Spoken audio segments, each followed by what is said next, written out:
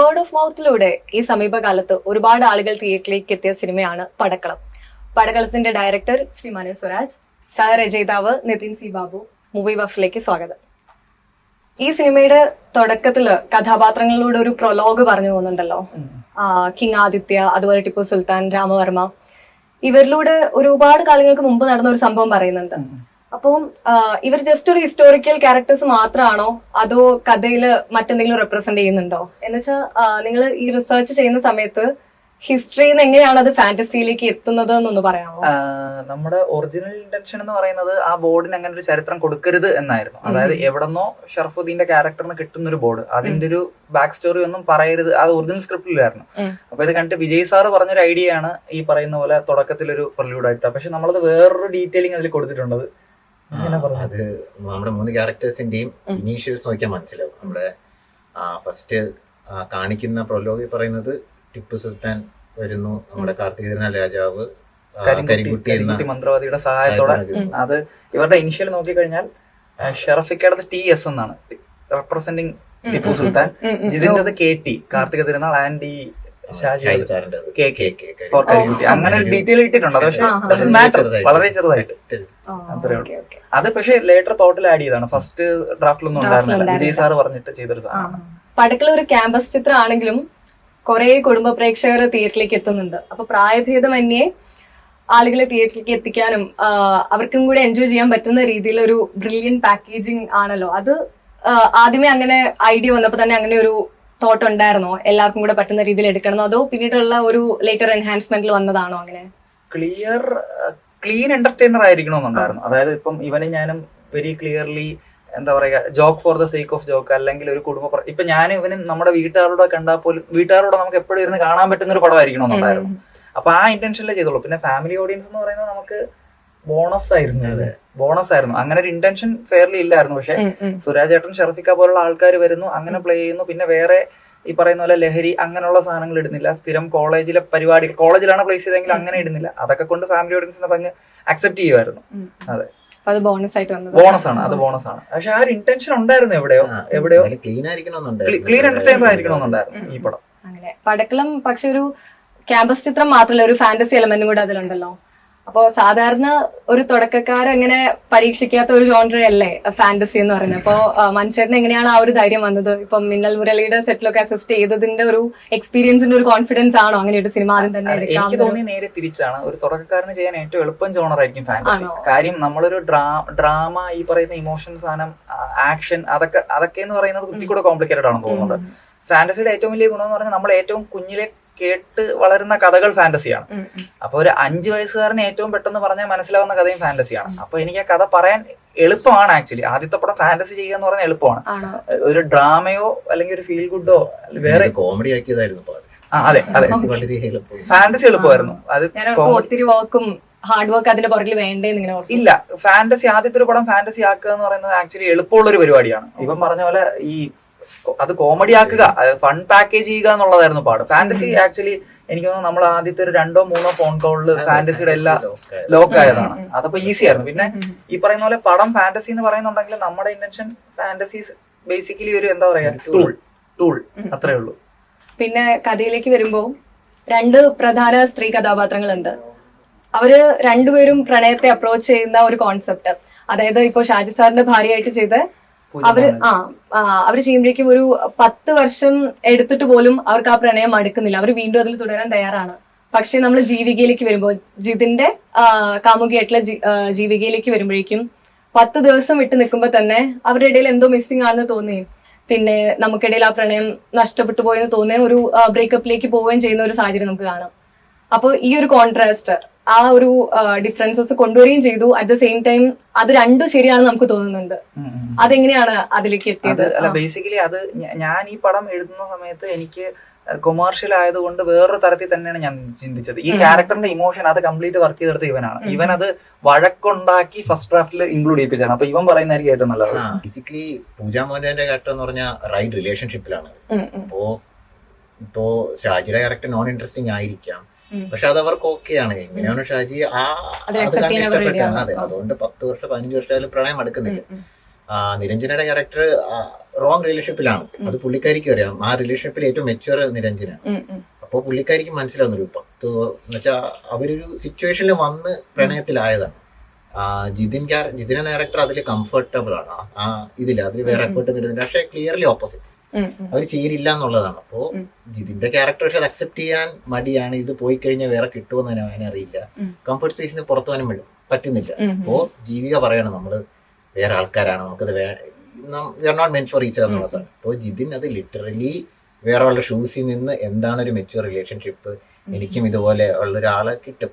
ആ ഒരു അപ്പൊ ജീവിക വളരെ കറക്റ്റ് ആണ്. അതാണ് ആ ക്യാൻറ്റീൻ സീന്റെ പ്രസക്തി. അതാണ് ഈ ആ ജിതിൻ, അതായത് സുരാജേട്ടൻ ജിതിൻ ഈ പൂജ മോഹൻരാജിന്റെ അടുത്ത് നിന്ന് സംസാരിക്കുമ്പോൾ പറയുന്ന കാര്യങ്ങളിൽ ഒറിജിനൽ ജിതിന്, സന്ദീപിന്റെ ജിതിന് ആ ഇൻഫർമേഷൻ കിട്ടുവാണ്. അങ്ങനെയാണ് ആ പൊട്രേ ചെയ്തിരിക്കുന്നത്. അപ്പൊ അത് എനിവേ ഇവൻ അത് വാശി പിടിച്ചു. പിന്നെ അതുപോലെ തന്നെ അത് പറയുമ്പോൾ പറയേണ്ടതെന്ന് പറഞ്ഞാൽ, ഇപ്പം ഇതൊരു കൊമേഴ്ഷ്യൽ ഫിലിം ആയതുകൊണ്ട് ഇതിന്റെ എൻഡിൽ നായകനും നായികയും ഒന്നിക്കുന്നതല്ലേ അതിന്റെ ഒരു നോർമൽ രീതി എന്നുള്ളതായിരുന്നു എന്റെ തലയിലുള്ളത്. എനിക്കും അറിയാം അത് ഒന്നിക്കേണ്ട ആൾക്കാരല്ല, പക്ഷെ കൊമേഴ്ഷ്യൽ ഫിലിം ആകുമ്പോൾ അങ്ങനെ ഒന്നിക്കണമല്ലോ എന്നുള്ളൊരു തോട്ട് ഉണ്ടായിരുന്നു. അപ്പോഴും ഇവനാ പറഞ്ഞത് അതൊന്നിച്ചാൽ ശരിയാവില്ല എന്ന് പറഞ്ഞ് ഭയങ്കര വഴക്കൊക്കെ ഉണ്ടാക്കിയിട്ടാണ്. പക്ഷെ അതൊരു വ്യത്യസ്തതയായിട്ട് തോന്നി. സാധാരണ സിനിമകളിൽ അതുപോലെ ഒരു മ്യൂച്വൽ റെസ്പെക്ടിൽ നമ്മൾ അങ്ങനെ ഒരു ബ്രേക്കപ്പ് അങ്ങനെ സിനിമയിൽ എനിക്ക് അങ്ങനെ കണ്ടതായിട്ട് ഓർക്കുന്നില്ല. അല്ല, ഒറ്റ വാക്കിൽ പറഞ്ഞ ഇവൻ പറഞ്ഞ ഇത്രയേ ഉള്ളൂ. ബ്രേക്കപ്പിൽ തുടങ്ങി beauty of moving on, beauty of moving ഓണിൽ അവസാനിക്കുന്ന ഒരു കഥ. അതാണ്. പക്ഷെ അതൊരു കൊമേഴ്ഷ്യൽ സ്പേസിൽ നമുക്ക് അങ്ങനെ ചെയ്യാൻ പറ്റിയത് ഭയങ്കര ഹാപ്പിയാണ്. ഒരു കൊമേഴ്ഷ്യൽ മൂവിയുടെ അവസാനം ഒരു നായകയും കൈ കൊടുത്ത് പിരിയുന്നു എന്ന് പറയുന്ന സാധനം. അതെ, അത് ആരെയും താറടിച്ച് കാണിക്കാതെ തന്നെ എക്സിക്യൂട്ട് ചെയ്തിരിക്കുന്നത്. തേപ്പ് എന്ന് പറഞ്ഞൊരു സാധനം ഇല്ല. അത് വെരി ഇന്റൻഷണൽ ആയിട്ട് അങ്ങനെ ഒരു സോണിൽ പോകണ്ട എന്നുള്ള തോട്ടിൽ തന്നെ ചെയ്തത്. വളരെ ബ്യൂട്ടിഫുൾ ആയിട്ടുണ്ട്. പിന്നെ ഇതിന്റെ നമ്മളുടെ അതിരൻ സിനിമയിലൂടെ പ്രശസ്തനായ കുറെ പ്രൊഡക്ഷൻ ഡിസൈനിലൊക്കെ നല്ല സെൻസിബിലിറ്റി ഉള്ള നമ്മുടെ അനുമുത്തേറ്റത്ത് സാറാണല്ലോ ഇതിന്റെ സിനിമാറ്റോഗ്രാഫർ. അപ്പോ സാറിലേക്ക് എത്തുന്നത് എങ്ങനെയാണ്? നിങ്ങൾ തമ്മിലുള്ള ഒരു ഷോർട്ട് ഡിവിഷൻ, അതുപോലെ തന്നെ ഈ കളർ പാലറ്റ്സ്, അതുമായിട്ടുള്ള ഒരു ക്രിയേറ്റീവ് എക്സ്ചേഞ്ചിനെ പറ്റി പറയാം. ഇത് ആദ്യമായിട്ട് അനുചേട്ടനെ കുറിച്ച് ചോദിക്കുന്നത്. എനിക്ക് ഇതുവരെ ഒരു ഇന്റർവ്യൂവിലും പറയാൻ പറ്റില്ല, അതിന്റെ വിഷമം ഉണ്ടായിരുന്നു. അനുചേട്ടൻ ആക്ച്വലി ഫ്രൈഡേ വഴിയാ വരുന്നത്. ഫ്രൈഡേയുടെ ഓൾറെഡി സൂഫിയും സുജാതയും ചെയ്തുകൊണ്ടും ഞാൻ എന്റെ സ്പെക്ക് ഇങ്ങനെ ഫ്രൈഡേ പറഞ്ഞപ്പോഴും വിനയ് ചേട്ടൻ ഇങ്ങനെ കോൺടാക്ട് ചെയ്തു. അപ്പോൾ നമ്പർ ഷെയർ ചെയ്ത് സ്ക്രിപ്റ്റ് വായിച്ചു. പുള്ളിക്ക് ഭയങ്കര ഇഷ്ടപ്പെട്ടു.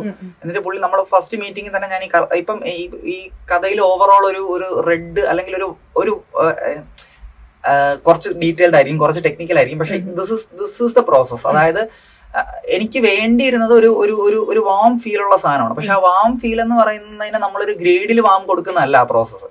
അപ്പോൾ ഒരു വളരെ ന്യൂട്രൽ അല്ലെങ്കിൽ വളരെ ഓപ്പൺ ആയിട്ട് ഷൂട്ട് ചെയ്തിട്ട് റെഡ് എലമെന്റ്സ് കൂടുതൽ പടത്തിൽ ഇൻകോപ്പറേറ്റ് ചെയ്യുകയും blue and green elements eliminate ചെയ്യുക എന്നുള്ളതാണ് ആ പ്രോസസ്. അത് വെരി ബേസിക് പ്രോസസ്സാണ്. ഒരുവിധം എല്ലാ സിനിമാറ്റോഗ്രാഫേഴ്സും ചെയ്യുന്ന പ്രോസസ്സാണ്. അപ്പൊ ഇത് പറഞ്ഞു. എന്നിട്ട് അങ്ങനെ നമ്മൾ ഈ അമൽജ്യോതി കോളേജിൽ ഓപ്പൺ ബ്രിക്ക് റെഡ് ഫീച്ചേഴ്സ് ഉള്ള കോളേജ് നോക്കിപ്പോയി. പിന്നെ അതിന്റെ കൂടെ തന്നെ എനിക്ക് തോന്നുന്നു 2-3 പേരെ ആ ഡീറ്റെയിൽ പിക്ക് ചെയ്തിട്ടുള്ളൂ. ഇവരുടെ കോസ്റ്റ്യൂമിൽ അങ്ങനെ ഒരു കളർ, അതെ അങ്ങനെ ഉണ്ടായിരുന്നു. അതായത് ഇപ്പൊ സന്ദീപ് ഫുള്ള് റെഡ് അല്ലെങ്കിൽ റസ്റ്റ് ഫസ്റ്റ് ഹാഫില്, ഷറഫിക്ക ഫുള്ള് ഗ്രീൻ ആണ്, സുരാജേട്ടൻ ബ്ലൂവിലാണ്. സെക്കൻഡ് ഹാഫിൽ ഈ കളർ സ്കീം ഉൾപ്പെടെ തിരിയുന്നുണ്ട്. അപ്പൊ അതൊക്കെ അനുചേട്ടനും നിന്നിട്ട് ഭയങ്കര എക്സൈറ്റിംഗ് ആയിട്ട് തോന്നിയിട്ട് നമുക്ക് അങ്ങനെ ചെയ്യാം, അത് കാണുന്നവർ കാണട്ടെ എന്ന് പറഞ്ഞ രീതിയിൽ ചെയ്തതാണ്. പിന്നെ ഓവറോൾ ആ കളറിന്റെ ഒരു പരിപാടി ഞാൻ ഒറ്റ ഒരു ഇനിഷ്യൽ ബ്രീഫേ കൊടുത്തുള്ളൂ. ബാക്കി കംപ്ലീറ്റ് പിടിച്ചത് അനുചേട്ടൻ തന്നെയാണ്. ഇൻക്ലൂഡിങ് ആ ക്ലൈമാക്സ് ഡാൻസിന്റെ കോസ്റ്റ്യൂം ചേഞ്ച് ചെയ്ത് വരുന്നത് വരെ അങ്ങനെ ഒരു പ്ലാൻ ആയിരുന്നു. അതായത് ഗ്രീന്, യെല്ലോ, റെഡ്, അത് നമ്മുടെ മറ്റേ ട്രാഫിക് സിഗ്നലിന്റെ പരിപാടി, അങ്ങനെയൊക്കെ കുറച്ച് തോട്ടുകൾ അതിന്റെ പുറകെ പോയിട്ടുണ്ട്. അപ്പൊ അതാണ് അനുചേട്ടൻ. പിന്നെ ഓവറോൾ ഈ ഒരു പരിപാടിയിൽ പിന്നെ പുള്ളി അത്യാവശ്യം സീനിയർ ഒരാളാണ്. അപ്പൊ ഞാനൊരു ഷോർട്ട് ഡിവിഷൻ ചെയ്ത് കഴിഞ്ഞിട്ട് അതിൽ നിന്ന് മാറാൻ ഭയങ്കര പാടാണ്. അപ്പൊ പുള്ളിക്ക് വേണമെങ്കിൽ ക്ലിയർ ആയിട്ട് പറയാം, ഞാൻ നിന്റെ സീനിയറാണ്, നീ ഞാൻ പറയുന്നത് കേൾക്കെന്ന് പറയാം. പുള്ളി ഒരു പോയിന്റ് പോലും അത് പറഞ്ഞിട്ടില്ല.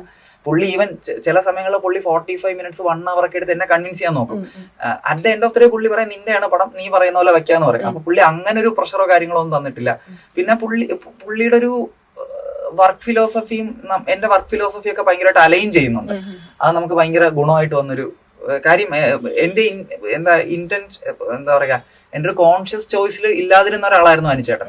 പക്ഷെ പുള്ളി വന്നിട്ട് ഭയങ്കര ഒരു മാറ്റം വരുത്തി. അതെനിക്ക് ഭയങ്കര ആഡ് ഓൺ വന്നു. ഞാൻ കണ്ടതിനേക്കാൾ കൂടുതൽ, അതായത് ഇപ്പം ഏറ്റവും സിമ്പിൾ ആയിട്ട് പറഞ്ഞാൽ ഞാൻ കണ്ട കോളേജ് കുറച്ചും കൂടെ ഡ്രൈ ആയിരുന്നു. അനുചേട്ടൻ വന്നിട്ടാണ് അതിൽ കുറച്ചും കൂടെ ഒരു കളർ, ഒരു വൈബ്രൻസ് ആണ് ഇതിലോട്ട് കൊണ്ടുവന്നത്. അതെ. മുന്നത്തെ ചോദ്യത്തിനോട് അനുബന്ധിച്ചിട്ട് ഈ ജീവിക എന്നുള്ള പേര് അത് എന്തുകൊണ്ട് അങ്ങനെ കൊടുത്ത ഒരു വളരെ യുണീക്ക് ആയിട്ടുള്ള ഒരു നെയിമാണല്ലോ. അത് ആ രഹസ്യം നമ്മുടെ കൂടെ മണ്ണിലടിഞ്ഞില്ലാണ്ടാവും, അത് വെളിപ്പെടുത്താൻ പറ്റില്ല. അതില് അപ്പൊ ഒരു കഥയുണ്ട് അതിന്റെ പുറകില്. അതെ, അല്ല പക്ഷെ ഒറിജിനൽ ആളുടെ പേര് അങ്ങനല്ല. അല്ല, പക്ഷെ ഈ പേര് എന്തുകൊണ്ട് ഈ ക്യാരക്ടർ വന്നു എന്നുള്ളതിൽ ഒരു അത് എനിക്ക് ഇവന് മാത്രം അറിയാനുള്ള റിയൽ ലൈഫ് മനുഷ്യരുടെ റിയൽ ലൈഫുമായിട്ട് ബന്ധപ്പെട്ട് ആണ്. ഒറിജിനാളുടെ പേര് അങ്ങനല്ല, ഒറിജിനാളുടെ പേര് അങ്ങനല്ല. പക്ഷെ ഈ വൈ ദിസ് നെയിം എന്നുള്ളത് ഇവന് എനിക്ക് മാത്രം അറിയാന്നുള്ള രഹസ്യമാണ്.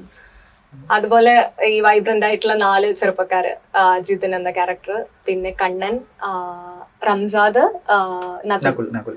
ഇവര് 4 പേരുടെ ആ ഒരു ക്യാരക്ടർ ആർക്ക് അതെങ്ങനെയാണ് ഡിസൈൻ ചെയ്തത്? ക്യാരക്ടർ ആർക്ക് നകുലിന്റെ ക്യാരക്ടർ ആർക്ക് ഞങ്ങൾ ആദ്യം ഡിസൈൻ ചെയ്ത ഒരു മെച്യൂർ ക്യാരക്ടർ. ബാക്കി 3 ഇങ്ങനെ മണ്ടത്തരങ്ങൾ സാധനം വെച്ച് കഴിയുമ്പോൾ നകുലെല്ലാം ഒബ്സർവ് ചെയ്തിട്ട് ഇത്ര മെച്യൂർ ക്യാരക്ടർ. ഈവൻ ഓരോ സീൻസിൽ ലാസ്റ്റ് ഡിസിഷൻ പറയുന്ന എപ്പോഴും നകുലായി. നമുക്ക് ഒന്ന് അന്വേഷിച്ച് നോക്കാം, അല്ലെങ്കിൽ നമ്മുടെ പ്ലാൻ എന്താണ്, അതെല്ലാം ആ ഒരു ക്യാരക്ടറാണ് നകുലിന് കൊടുത്തത്. റംസാദ് എന്നുള്ളത് ഇങ്ങനെ അത് ഞങ്ങൾ ക്യാരക്ടർ ഫുള്ള് പറഞ്ഞപ്പോ കറക്റ്റ് നമ്മുടെ അരുൺ പ്രതി ഇങ്ങോട്ട് പറഞ്ഞു, ഒരു തെറിച്ച് നടക്കണ പയ്യൻ അല്ലേ, അതായിരുന്നു കറക്റ്റ്. അതായിരുന്നു റിയൽ ലൈഫ് ആയിട്ട് അരുണായിട്ട് മാച്ച് ആയതുകൊണ്ട്. അതെ, ഞങ്ങളൊരു കൊളീഗ് ഉണ്ട്, അവനായിട്ട് ഏകദേശം അവനെയൊക്കെ മനസ്സിൽ വിചാരിച്ചെന്ന് എഴുതിയതാണ്. ഈ 4 പേരും നിങ്ങളുടെ ജീവിതത്തിലുള്ള ആൾക്കാരാണ്. അത് ഞാൻ പറഞ്ഞു. പിന്നെ സഫ്ബിയുടെ ക്യാരക്ടർ കുറച്ചുകൂടെ ഇന്റലക്ച്വൽ പസിൽസ് അങ്ങനെയൊക്കെ ട്രിപ്പ് ആവുന്ന ഒരു പുള്ളിയാണ്. ഇച്ചിരി സ്കെപ്റ്റിക്കുമാണ്. അതുപോലെ ഇങ്ങനെ മന്ത്രവാദം വിഷയം മന്ത്രവാദം ആ ഒരു രീതിയിലാണ്. പുള്ളിക്ക് പ്രൂഫ് ഉണ്ടെങ്കിലേ വിശ്വസിക്കാൻ പറ്റുള്ളൂ. ഇതാണ് അവരുടെ ബേസിക് ഒരു പരിപാടി. പക്ഷേ ഇവര് എന്താ ഇൻഡിവിജ്വലി ഭയങ്കര ബ്രില്യന്റ് ആൾക്കാരാണെങ്കിലും കൂട്ടത്തിൽ വന്നു കഴിഞ്ഞാൽ എല്ലാണോ അതാണ് ഇവരുടെ ഒരു അത് തന്നെയാണ് സിനിമയിൽ മൊത്തത്തിൽ കാണിക്കുന്നത്. ആക്ച്വലി ഇവർക്ക് സിമിലർ ഇൻട്രസ്റ്റ് ഉണ്ടെങ്കിലും 4 പേരും ഡിഫറെന്റ് ആർക്കുണ്ട് അവർക്ക് അല്ലെ? അങ്ങനെ ഫീൽ ചെയ്തു. അപ്പൊ ഈ കാസ്റ്റിങ്ങിനെ പറ്റി പറയാമോ? ഇത് ബാക്കി അതായത് ഒന്നുമില്ല, ഈ 4 ക്യാരക്ടേഴ്സ് നമുക്ക് അറിയാവുന്ന ക്യാരക്ടേഴ്സ്. ഇപ്പം അരുൺ അജികുമാർ ചെയ്ത നകുൽ എന്ന് പറയുന്ന ക്യാരക്ടർ ആക്ച്വലി അവന്റെ പേര് നകുൽ എന്നാണ്. എന്റെ സ്കൂളിലും കോളേജിലും ഉണ്ടായിരുന്നു. അപ്പൊ ഈ നകുൽ ആദ്യത്തെ സീനിലൊക്കെ വന്ന് പറയുന്ന ഡയലോഗും ഈ ഒറിജിനൽ നകുൽ എന്നോട് പറഞ്ഞിട്ടുള്ള ഡയലോഗ് ആ ഡെസ്കിലൊക്കെ ഇരിക്കുമ്പോൾ പറയുന്നത്. ഞാനും ബ്രേക്കപ്പ് ആയിരുന്ന സമയത്ത് നകുൽ എന്നോട് വന്ന് പറഞ്ഞ ഡയലോഗ്സ് അതുപോലെ എടുത്ത് വെച്ചതാ. പക്ഷെ നകുലിന്റെ character throughout the movie പിന്നെ ഇവോൾവ് ആവുമായിരുന്നു. നമ്മൾ റിട്ടേൺ ക്യാരക്ടർ ഭയങ്കര മെച്ചൂർ ആണെങ്കിലും അരുൺ അജികുമാർ വന്നിട്ട് അവന് കുറെ സാധനങ്ങൾ ഇടാനുണ്ട് എന്ന് കണ്ടപ്പോൾ നൈസായിട്ട് ക്യാരക്ടർ ട്വീക്ക് ചെയ്തായിരുന്നു ഓൺ സെറ്റ്. അത് വല്ലാണ്ട് അടിച്ചിട്ടില്ല. പിന്നെ ഇവൻ പറഞ്ഞ പോലെ തന്നെ ഒറ്റ ബാക്കി പറഞ്ഞു കഴിഞ്ഞാൽ അവർക്ക് 4 പേർക്കും ഇൻഡിവിജ്വൽ ക്യാരക്ടേഴ്സ് ഉണ്ട്. പക്ഷെ എല്ലാവരും ഇൻഡിവിജ്വലി ബുദ്ധിമാന്മാരാണ്, പക്ഷെ ഒരുമിച്ച് വന്നാൽ മണ്ടന്മാരായി പോകും. അങ്ങനത്തെ ഒരു പരിപാടിയാണ് പിടിച്ചേക്കുന്നത്. പിന്നെ ജിതിൻ എന്ന് പറയുന്ന ക്യാരക്ടർ എന്റെയും ഇവന്റെയും മിക്സ് ആണ്. അപ്പോ ചില സമയങ്ങളിൽ ഇവന്റെ സ്വഭാവം കാണിക്കും, ചില സമയങ്ങളിൽ എന്റെ സ്വഭാവം കാണിക്കും. അങ്ങനെ ഇന്റർസ്പോസ് ചെയ്ത് ഉണ്ടാക്കിയ ക്യാരക്ടറാണ് ജിതിൻ. സാഫും ആക്ച്വലി നമ്മുടെ 2 പേരുടെയും ഷെയ്ഡ് ഉള്ള ക്യാരക്ടർ. അതായത് നമുക്ക് ഈ ക്രിപ്റ്റിക്സ് പസിൽസ് സോൾവ് ചെയ്യാനും ഭയങ്കര ഇഷ്ടമുള്ള ആൾക്കാരാണ്. പക്ഷെ സാഫും അങ്ങനെ ഉണ്ടായി വന്ന ക്യാരക്ടറാണ്. പിന്നെ ഉള്ളത് അരുൺ പ്രദീപിന്റെ ക്യാരക്ടർ റംസാദ് എന്ന് പറഞ്ഞത്. അത് ആക്ച്വലി നമ്മുടെ കോളേജിൽ തന്നെയുള്ള 2 ആൾക്കാരുടെ അമാൽഗമേഷൻ ആണ്. അപ്പൊ എല്ലാം റിയൽ ലൈഫിൽ നിന്ന് ഇൻസ്പയർ ആയി വന്ന ക്യാരക്ടേഴ്സ് തന്നെയാണ്. അതെ. ഓക്കെ, അപ്പൊ കാസ്റ്റിംഗ് എന്ന് പറയുമ്പോ അതിനെ പറ്റി ഒന്ന് പറയാമോ? എങ്ങനെയാണ് ഇവരിലേക്ക് തന്നെ വന്നത് എന്നുള്ളത്? അത് ആക്ച്വലി നമ്മുടെ ഇനീഷ്യൽ തോട്ടില് കാസ്റ്റിംഗ് കോൾ അങ്ങനെയൊന്നും ചെയ്തിട്ടില്ല. പിള്ളേരുടെ കാസ്റ്റിംഗ് മാത്രമാണോ അത് മൊത്തം ത്രൂ ഔട്ട് കാസ്റ്റ് ആണോ ചോദിക്കുന്നത്? അല്ല, ഞാൻ ഇപ്പൊ ഇവര് 4 പേരുടെ ഇവരുടെ 4 പേരുടെ കാസ്റ്റ് ആക്ച്വലി സന്ദീപിന്റെ ക്യാരക്ടർ നമ്മളൊരു മാർക്കറ്റബിൾ ഫിഗർ നോക്കി നിൽക്കുമായിരുന്നു. പക്ഷെ ആ ഏജ് ഗ്രൂപ്പിലെ മാർക്കറ്റബിൾ ഫിഗേഴ്സ് നമുക്ക് അവൈലബിൾ അല്ലായിരുന്നു. അപ്പോ വിജയ് സാർ ആദ്യം നമ്മൾ കുറച്ച് മാർക്കറ്റുള്ള ആ ഏജ് ഗ്രൂപ്പിലുള്ള നടന്മാരെ നോക്കി. അപ്പൊ അവർക്ക് കണക്ട് ആവുന്നില്ല, ഇപ്പൊ ഇതാണോ ചെയ്യേണ്ടതെന്നൊക്കെ ഉള്ള ഡൗട്ട് ഉണ്ടായിരുന്നു. Valid, very valid. അപ്പൊ അത് കഴിഞ്ഞിട്ട് ഓക്കെ നമുക്കെങ്കിൽ പിന്നെ ബാക്കി സുരാജേട്ടനെ ഷറഫിക്കയുടെ ക്യാരക്ടറിൽ മാർക്കറ്റുള്ള ആളെ കൊണ്ടുവരാം, ഇവിടെ ഒരു ഓപ്പൺ ക്യാൻവാസ് ആക്കാം, ആര് വേണോന്ന് ചോദിച്ചു. അപ്പൊ ആദ്യമൊക്കെ വന്ന പേരുകളിൽ സന്ദീപിന്റെ പേരുണ്ടായിരുന്നു. ഞാൻ ഇതിനാദ്യം കാസ്റ്റ് ചെയ്യാൻ വെച്ചിരുന്ന ഒരു നടൻ, ഐ വാസ് ഷുവർ ഫസ്റ്റ് ഹാഫിൽ ജിതിന് ആ നടൻ വർക്കാവും. പക്ഷെ സെക്കൻഡ് ഹാഫ് വന്നു കഴിഞ്ഞാൽ, അതായത് ചേഞ്ച് ഓവർ വന്നു കഴിയുമ്പോൾ ഈ ക്യാരക്ടറിനെ എങ്ങനെ ആ ആക്ടർ പുൾ ഓഫ് ചെയ്യുന്നുള്ള ഭയങ്കര കൺഫ്യൂഷൻ എനിക്കുണ്ടായിരുന്നു. സന്ദീപ് വന്നപ്പോൾ ഈ കൺഫ്യൂഷൻ തിരിഞ്ഞു. സെക്കൻഡ് ഹാഫിൽ സന്ദീപ് കൊണ്ടുപോകുന്നുള്ള എനിക്ക് നന്നായിട്ട് അറിയാം. അവൻ ചെയ്ത ഫാലിമിയിലെ ക്യാരക്ടേഴ്സ് ഒക്കെ തന്നെ ആ ഒരു ഓറ എന്ന് പറയുന്ന പരിപാടിയൊക്കെ അവനുണ്ട്. അപ്പൊ ഇവൻ വന്നപ്പോൾ ഫസ്റ്റ് ഹാഫ് എങ്ങനെ വർക്ക് ചെയ്യുമെന്നുള്ള സാധനമായിരുന്നു കൂടുതൽ. പിന്നെ സന്ദീപിനെ ഏറ്റവും കിടിലമായിട്ട് ലോക്ക് ചെയ്യാൻ കാര്യം എന്ന് പറഞ്ഞാൽ, ഇപ്പം ഞാൻ വേറൊരു ഇന്റർവ്യൂവിലും പറഞ്ഞത്, എനിക്ക് ആ ക്യാരക്ടറിന് ഒരുപാട് സേഫ്റ്റീസ് ഉണ്ട്. അതായത് ഇപ്പം ഒരു ഇന്റർവ്യൂവിൽ വെരി ക്ലിയർലി പറഞ്ഞതാ, ഇപ്പൊ സന്ദീപ് വന്നു കഴിഞ്ഞിട്ട് അവന്റെ അഭിനയത്തിന് ആ ക്യാരക്ടേഴ്സിന് ഡിഫറൻസ് ഫീൽ ചെയ്യാനായിട്ട് സ്പൈഡർമാനുള്ള പോലെ ഫസ്റ്റ് ക്യാരക്ടറിന് കണ്ണാടി കുറച്ച് ഡ്രൈ ഹെയർ ലുക്കും, സെക്കൻഡ് ക്യാരക്ടർ കണ്ണാടി ഇല്ല കുറച്ച് വെറ്റ് ഹെയർ ലുക്കും, അങ്ങനത്തെ ചേഞ്ച് ഓവറൊക്കെ വെക്കാന്ന് വെച്ചപ്പോൾ സന്ദീപ് പറഞ്ഞ മനുപ്രോ അത് വേണ്ട, നമുക്ക് അതില്ലാതെ പോവാം. കാര്യം അതൊക്കെയാണെങ്കിൽ അഭിനയിക്കാൻ അറിഞ്ഞൂടാത്തൊരു നടൻ അഭിനയിക്കുന്ന പോലെ തോന്നും, അത് വേണ്ട, ഞാൻ അല്ലാതെ തന്നെ പിടിച്ചോളാന്ന് പറഞ്ഞു. അപ്പൊ അവൻ ആ കോൺഫിഡൻസ് തന്നപ്പോ ഓക്കെ. ട്രൈ ചെയ്യാന്ന് പറഞ്ഞാൽ എനിക്ക് തോന്നുന്നു ആദ്യത്തെ ദിവസം രണ്ടാമത്തെ ദിവസം എന്തോ body control scene first scene എടുക്കുന്ന സമയത്ത് തന്നെ എനിക്ക് മനസ്സിലായി ഇവൻ സെറ്റാണ്. അത് ജിതിൻ ചെയ്തോളൂ എന്നുള്ള മനസ്സിലായി. രഞ്ജിത്തായിട്ടുള്ള ഇവന്റെ സാധനം എനിക്ക് എന്തായാലും ഇവന്റെ കയ്യിൽ സേഫ് ആണെന്നുള്ളത് വെരി ഫസ്റ്റ് മീറ്റിംഗിൽ, അല്ല അവനെ കാണുന്നതിന് മുന്നേ തന്നെ ഉറപ്പായ കാര്യമാണ്. അങ്ങനെയാണ് സന്ദീപിലേക്ക് എത്തുന്നത്. പിന്നെ അരുൺ പ്രദീപ് നമ്മൾ അവന്റെ വൈൻസ് കണ്ട് ഭയങ്കര ട്രിപ്പായി നിൽക്കുന്ന ആൾക്കാർ. അപ്പോ ബേസിക്കലി എഴുതിയപ്പോഴേ ഒരു ഇൻഫ്ലുവൻസ് ഒക്കെ ഉണ്ട്, ഇവൻ അവന്റെ ഭാഷ പോലും. അതെ അതെ അവന്റെ എഞ്ചിനീയറിംഗ് കോളേജ് എന്ന് പറഞ്ഞൊരു വൈൻ തന്നെയുണ്ട് അരുൺ പ്രദീപിന്റെ. അത് ഭയങ്കര ഇഷ്ടപ്പെട്ട സാധനമാണ്.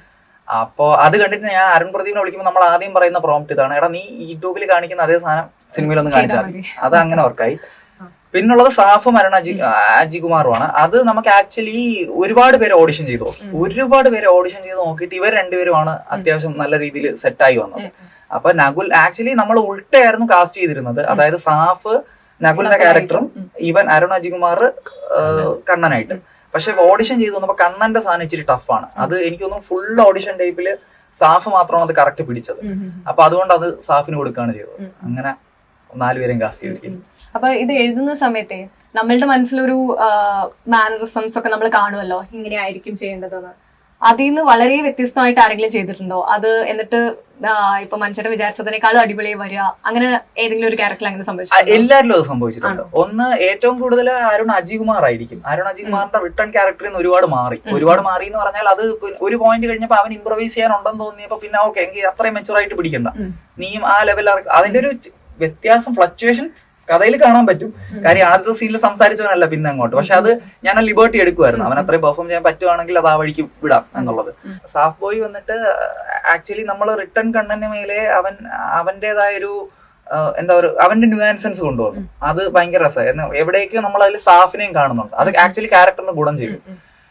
പിന്നുള്ളത് അരുൺ പ്രദീപാണ്. Arun Pradeep as it is പിടിച്ചു പോകുമായിരുന്നു. അവൻ ഏറ്റവും ഈസി ടാസ്ക് അവനായിരുന്നു. പിന്നെ അവന് വേറൊരു ഗുണം ഉണ്ടായത് സുരാജേട്ടനോടുള്ള കോമ്പിനേഷൻ സീനായിരുന്നു കൂടുതലും. അപ്പൊ സുരാജേട്ടൻ ഒരുപാട് സാധനങ്ങൾ ഇംപ്രൂവൈസ് ചെയ്ത് വിട്ടു കൊടുത്തിട്ടുണ്ട് അവന്. അങ്ങനെ ഒരു ബെനിഫിറ്റ് ഉണ്ട്. പിന്നെ സന്ദീപ് ഒബ്വിയസ്ലി എനിക്ക് തോന്നുന്നു അവന്റെ ഏജ് ഗ്രൂപ്പില് ആ ഒരു മാർക്കറ്റബിൾ ഫേസ് ഉള്ളതില് എനിക്ക് തോന്നുന്നു ഏറ്റവും ബെസ്റ്റ് ആയിട്ട് പെർഫോം ചെയ്ത അവൻ തന്നെയാണ്. ജിതിന്റെ ക്യാരക്ടറിന് ഫുൾ റേഞ്ച് ഉള്ള ഒരുത്തനാണ്. അപ്പൊ സന്ദീപ് ത്രൂ ഔട്ട് തന്നെ ഇംപ്രസ് ചെയ്തിട്ടുണ്ടായിരുന്നു പടത്തിന്റെ. പിന്നെ ഈ പറയുന്ന പോലെ സുരാജേട്ടൻ ഷറഫിക്ക, അത് പറയണ്ടല്ലോ. ഷറഫിക്കയുടെ കേസ് ഞാൻ ബേസിലേട്ടിന് വേണ്ടി എഴുതിയ റോളാണ്.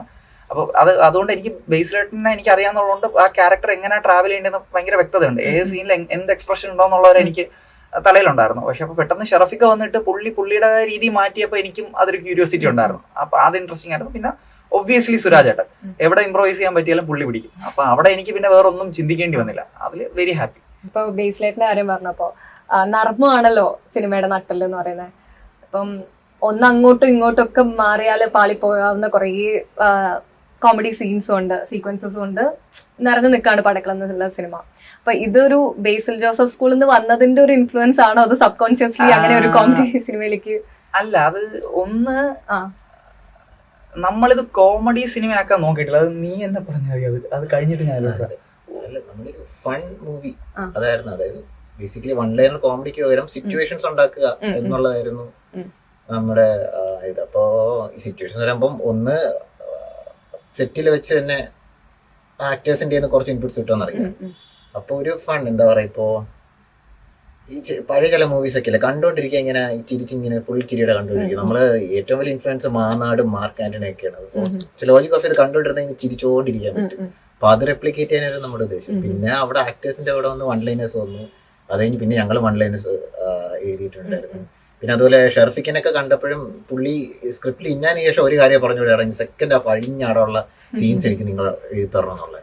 അപ്പൊ അത് കഴിഞ്ഞൊക്കെ അപ്പോ അങ്ങനെ ഡെവലപ്പ് ചെയ്ത് കോമഡിയിലേക്ക് അതെ അതെ തീർച്ചയായും ഒരുപാട്. എനിക്ക് തോന്നുന്നു വെരി കോൺഷ്യസ്ലി നമ്മൾ ചിരി പൊടിക്കാൻ എഴുതിയ 3 സീനേ ഉണ്ടായിരുന്നുള്ളൂ പടത്തിൽ. ഒന്ന് ടീഷർട്ടിന്റെ എപ്പിസോഡ്, പിന്നെ ഒന്ന് സുരാജേട്ടൻ ക്യാൻറ്റീനിൽ ഇരിക്കുമ്പോൾ വെള്ളം ഒഴിക്കുന്നത്, പിന്നെ ഒന്ന് ഷറഫിക്ക വീട്ടിൽ കയറുമ്പോൾ ഉള്ളത്. ഇത് 3 മാത്രമേ നമ്മൾ for the sake of comedy എഴുതിയിട്ടുള്ളൂ.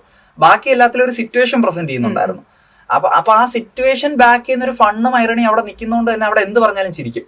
ഇപ്പം ഇതിൽ തന്നെ നമുക്ക് ഭയങ്കരമായിട്ട് ചിരി വീണ ഞാനിവന് പ്രതീക്ഷിച്ച പോലുമില്ല. ഈ മറ്റേ ഫോൺ വിളിച്ചിട്ട് അളിയ ഡിവോഴ്സ് എന്തെങ്കിലും ചെയ്യും. ഇത് വെരി നോർമൽ, പേപ്പറിൽ വെരി നോർമലി എഴുതിയതാണ്. പക്ഷെ ആ ഡയലോഗ് ബാക്ക് ചെയ്യുന്ന ഒരു ഐറണി ഉണ്ട്. കണ്ടോണ്ടിരിക്കുന്ന ആൾക്കാർക്ക് അങ്ങനെ ചിരി വന്നിട്ടുള്ള ആ ഡയലോഗ് ഒന്നും ഒരിക്കലും ചിരിക്ക് വേണ്ടി എഴുതിയ ഡയലോഗ് അല്ല, കഥയുടെ പ്രോഗ്രഷന് വേണ്ടി മാത്രം എഴുതിയ ഡയലോഗാ. അപ്പൊ അതാ പറഞ്ഞു, നമ്മൾ വെറും 3 സീനിൽ മാത്രമേ ചിരി പൊടിക്കാൻ ശ്രമിച്ചിട്ടുള്ളൂ. ബാക്കിയൊക്കെ നമുക്ക് ആ ഐറണി ബാക്ക് ചെയ്യുന്നുണ്ട്. അത് ബേസിലായിട്ട് അടുത്ത് നിന്ന് പഠിച്ചതാണ്. പുള്ളി പറയുന്നതെന്ന് പറഞ്ഞാൽ കോമഡി എഴുതുമ്പോൾ ഡോണ്ട് ഗോ ഫോർ കോമഡി, ഐറണിയിലോട്ട് പോവുക. പുള്ളി ഇപ്പൊ ഡ്രാമ ഇമോഷൻ വർക്കാവാൻ ഡ്രാമ വേണം, അങ്ങനെ പുള്ളിക്ക് ചില സാധനങ്ങളുണ്ട്. അപ്പൊ ബേസിക്കലി ഇതാണ്, നമുക്കൊരു കോമഡി വർക്കാവാൻ ഐറണി ഉണ്ടാവുക എന്നുള്ളതേ ഉള്ളൂ. പിന്നെ പറയുന്ന എന്തിനും ചിരി വരും. അത് പുള്ളിയുടെ നിന്ന് പഠിച്ചതാണ്. അതെ, ത്രൂ ഔട്ട് ആക്ച്വലി തിയേറ്ററിലാണെങ്കിൽ നല്ല റെസ്പോൺസ് ഉണ്ടായിരുന്നു, കുറെ ചിരികൾ ഉണ്ടായിരുന്നു, ആ 3 ഭാഗത്ത് മാത്രമല്ല. പിന്നെ അതുപോലെ തന്നെ ഷറഫിക്കയുടെ ക്യാരക്ടർ ചെയ്ത രഞ്ജിത്ത് സാറിന്റെ വളർത്തുനായ ഉണ്ടല്ലോ, അതിലൊരു ജോൺ വിക്ക് റെഫറൻസും, പിന്നെ ഇല്ലുമിനാറ്റി, അതുപോലെ തന്നെ DC, ഇങ്ങനെയുള്ള ഒരു പോപ്പ് കൾച്ചർ റെഫറൻസസിന്റെ ഒരു ഇൻക്ലൂഷനെ പറ്റിയിട്ട് അതൊന്ന് പറയാം. DC-യുടെ സംസാരിക്കണമെങ്കിൽ അതൊരു സെപ്പറേറ്റ് സംസാരിച്ചിട്ടുണ്ടോ? അല്ല, ഇല്ല, അത് സംസാരിക്കാം. നമുക്ക് ആദ്യം മറ്റേ റെഫറൻസസ് പറഞ്ഞു പോവാം. മെറ്റാ റെഫറൻസ് ഒരുപാട് വേണമെന്നുണ്ടായിരുന്നു. അപ്പൊ ബേസിക്കലി ഞാൻ അതിന്റെ ആളല്ല, അത് ഇവൻ എന്നെ കൊണ്ട് ചെയ്യിപ്പിച്ചിട്ടതാണ് സിനിമയിൽ. DC-യുടെ റെഫറൻസ് വേണമെന്നുള്ള നമ്മളുടെ ഒരു ഓൺ പോയിന്റ് തന്നെയായിരുന്നു. ബാക്കി other than that movie reference വരരുത് എന്നുള്ളത്. മൂവി റെഫറൻസിന്റെ പ്രശ്നം എന്ന് പറഞ്ഞാൽ ഇപ്പം ഈ പടം ഇന്നത്തെ ഒരു ചിരിക്ക് വേണ്ടി എനിക്കൊരു മൂവി റെഫറൻസ് ഇടാം, പക്ഷെ ഒരു 2-3 കൊല്ലം കഴിഞ്ഞിട്ട് അത് പഴകി പോയി കഴിഞ്ഞ് കാണുമ്പോൾ അത് അങ്ങനെ വർക്ക് ആവണമെന്നില്ല.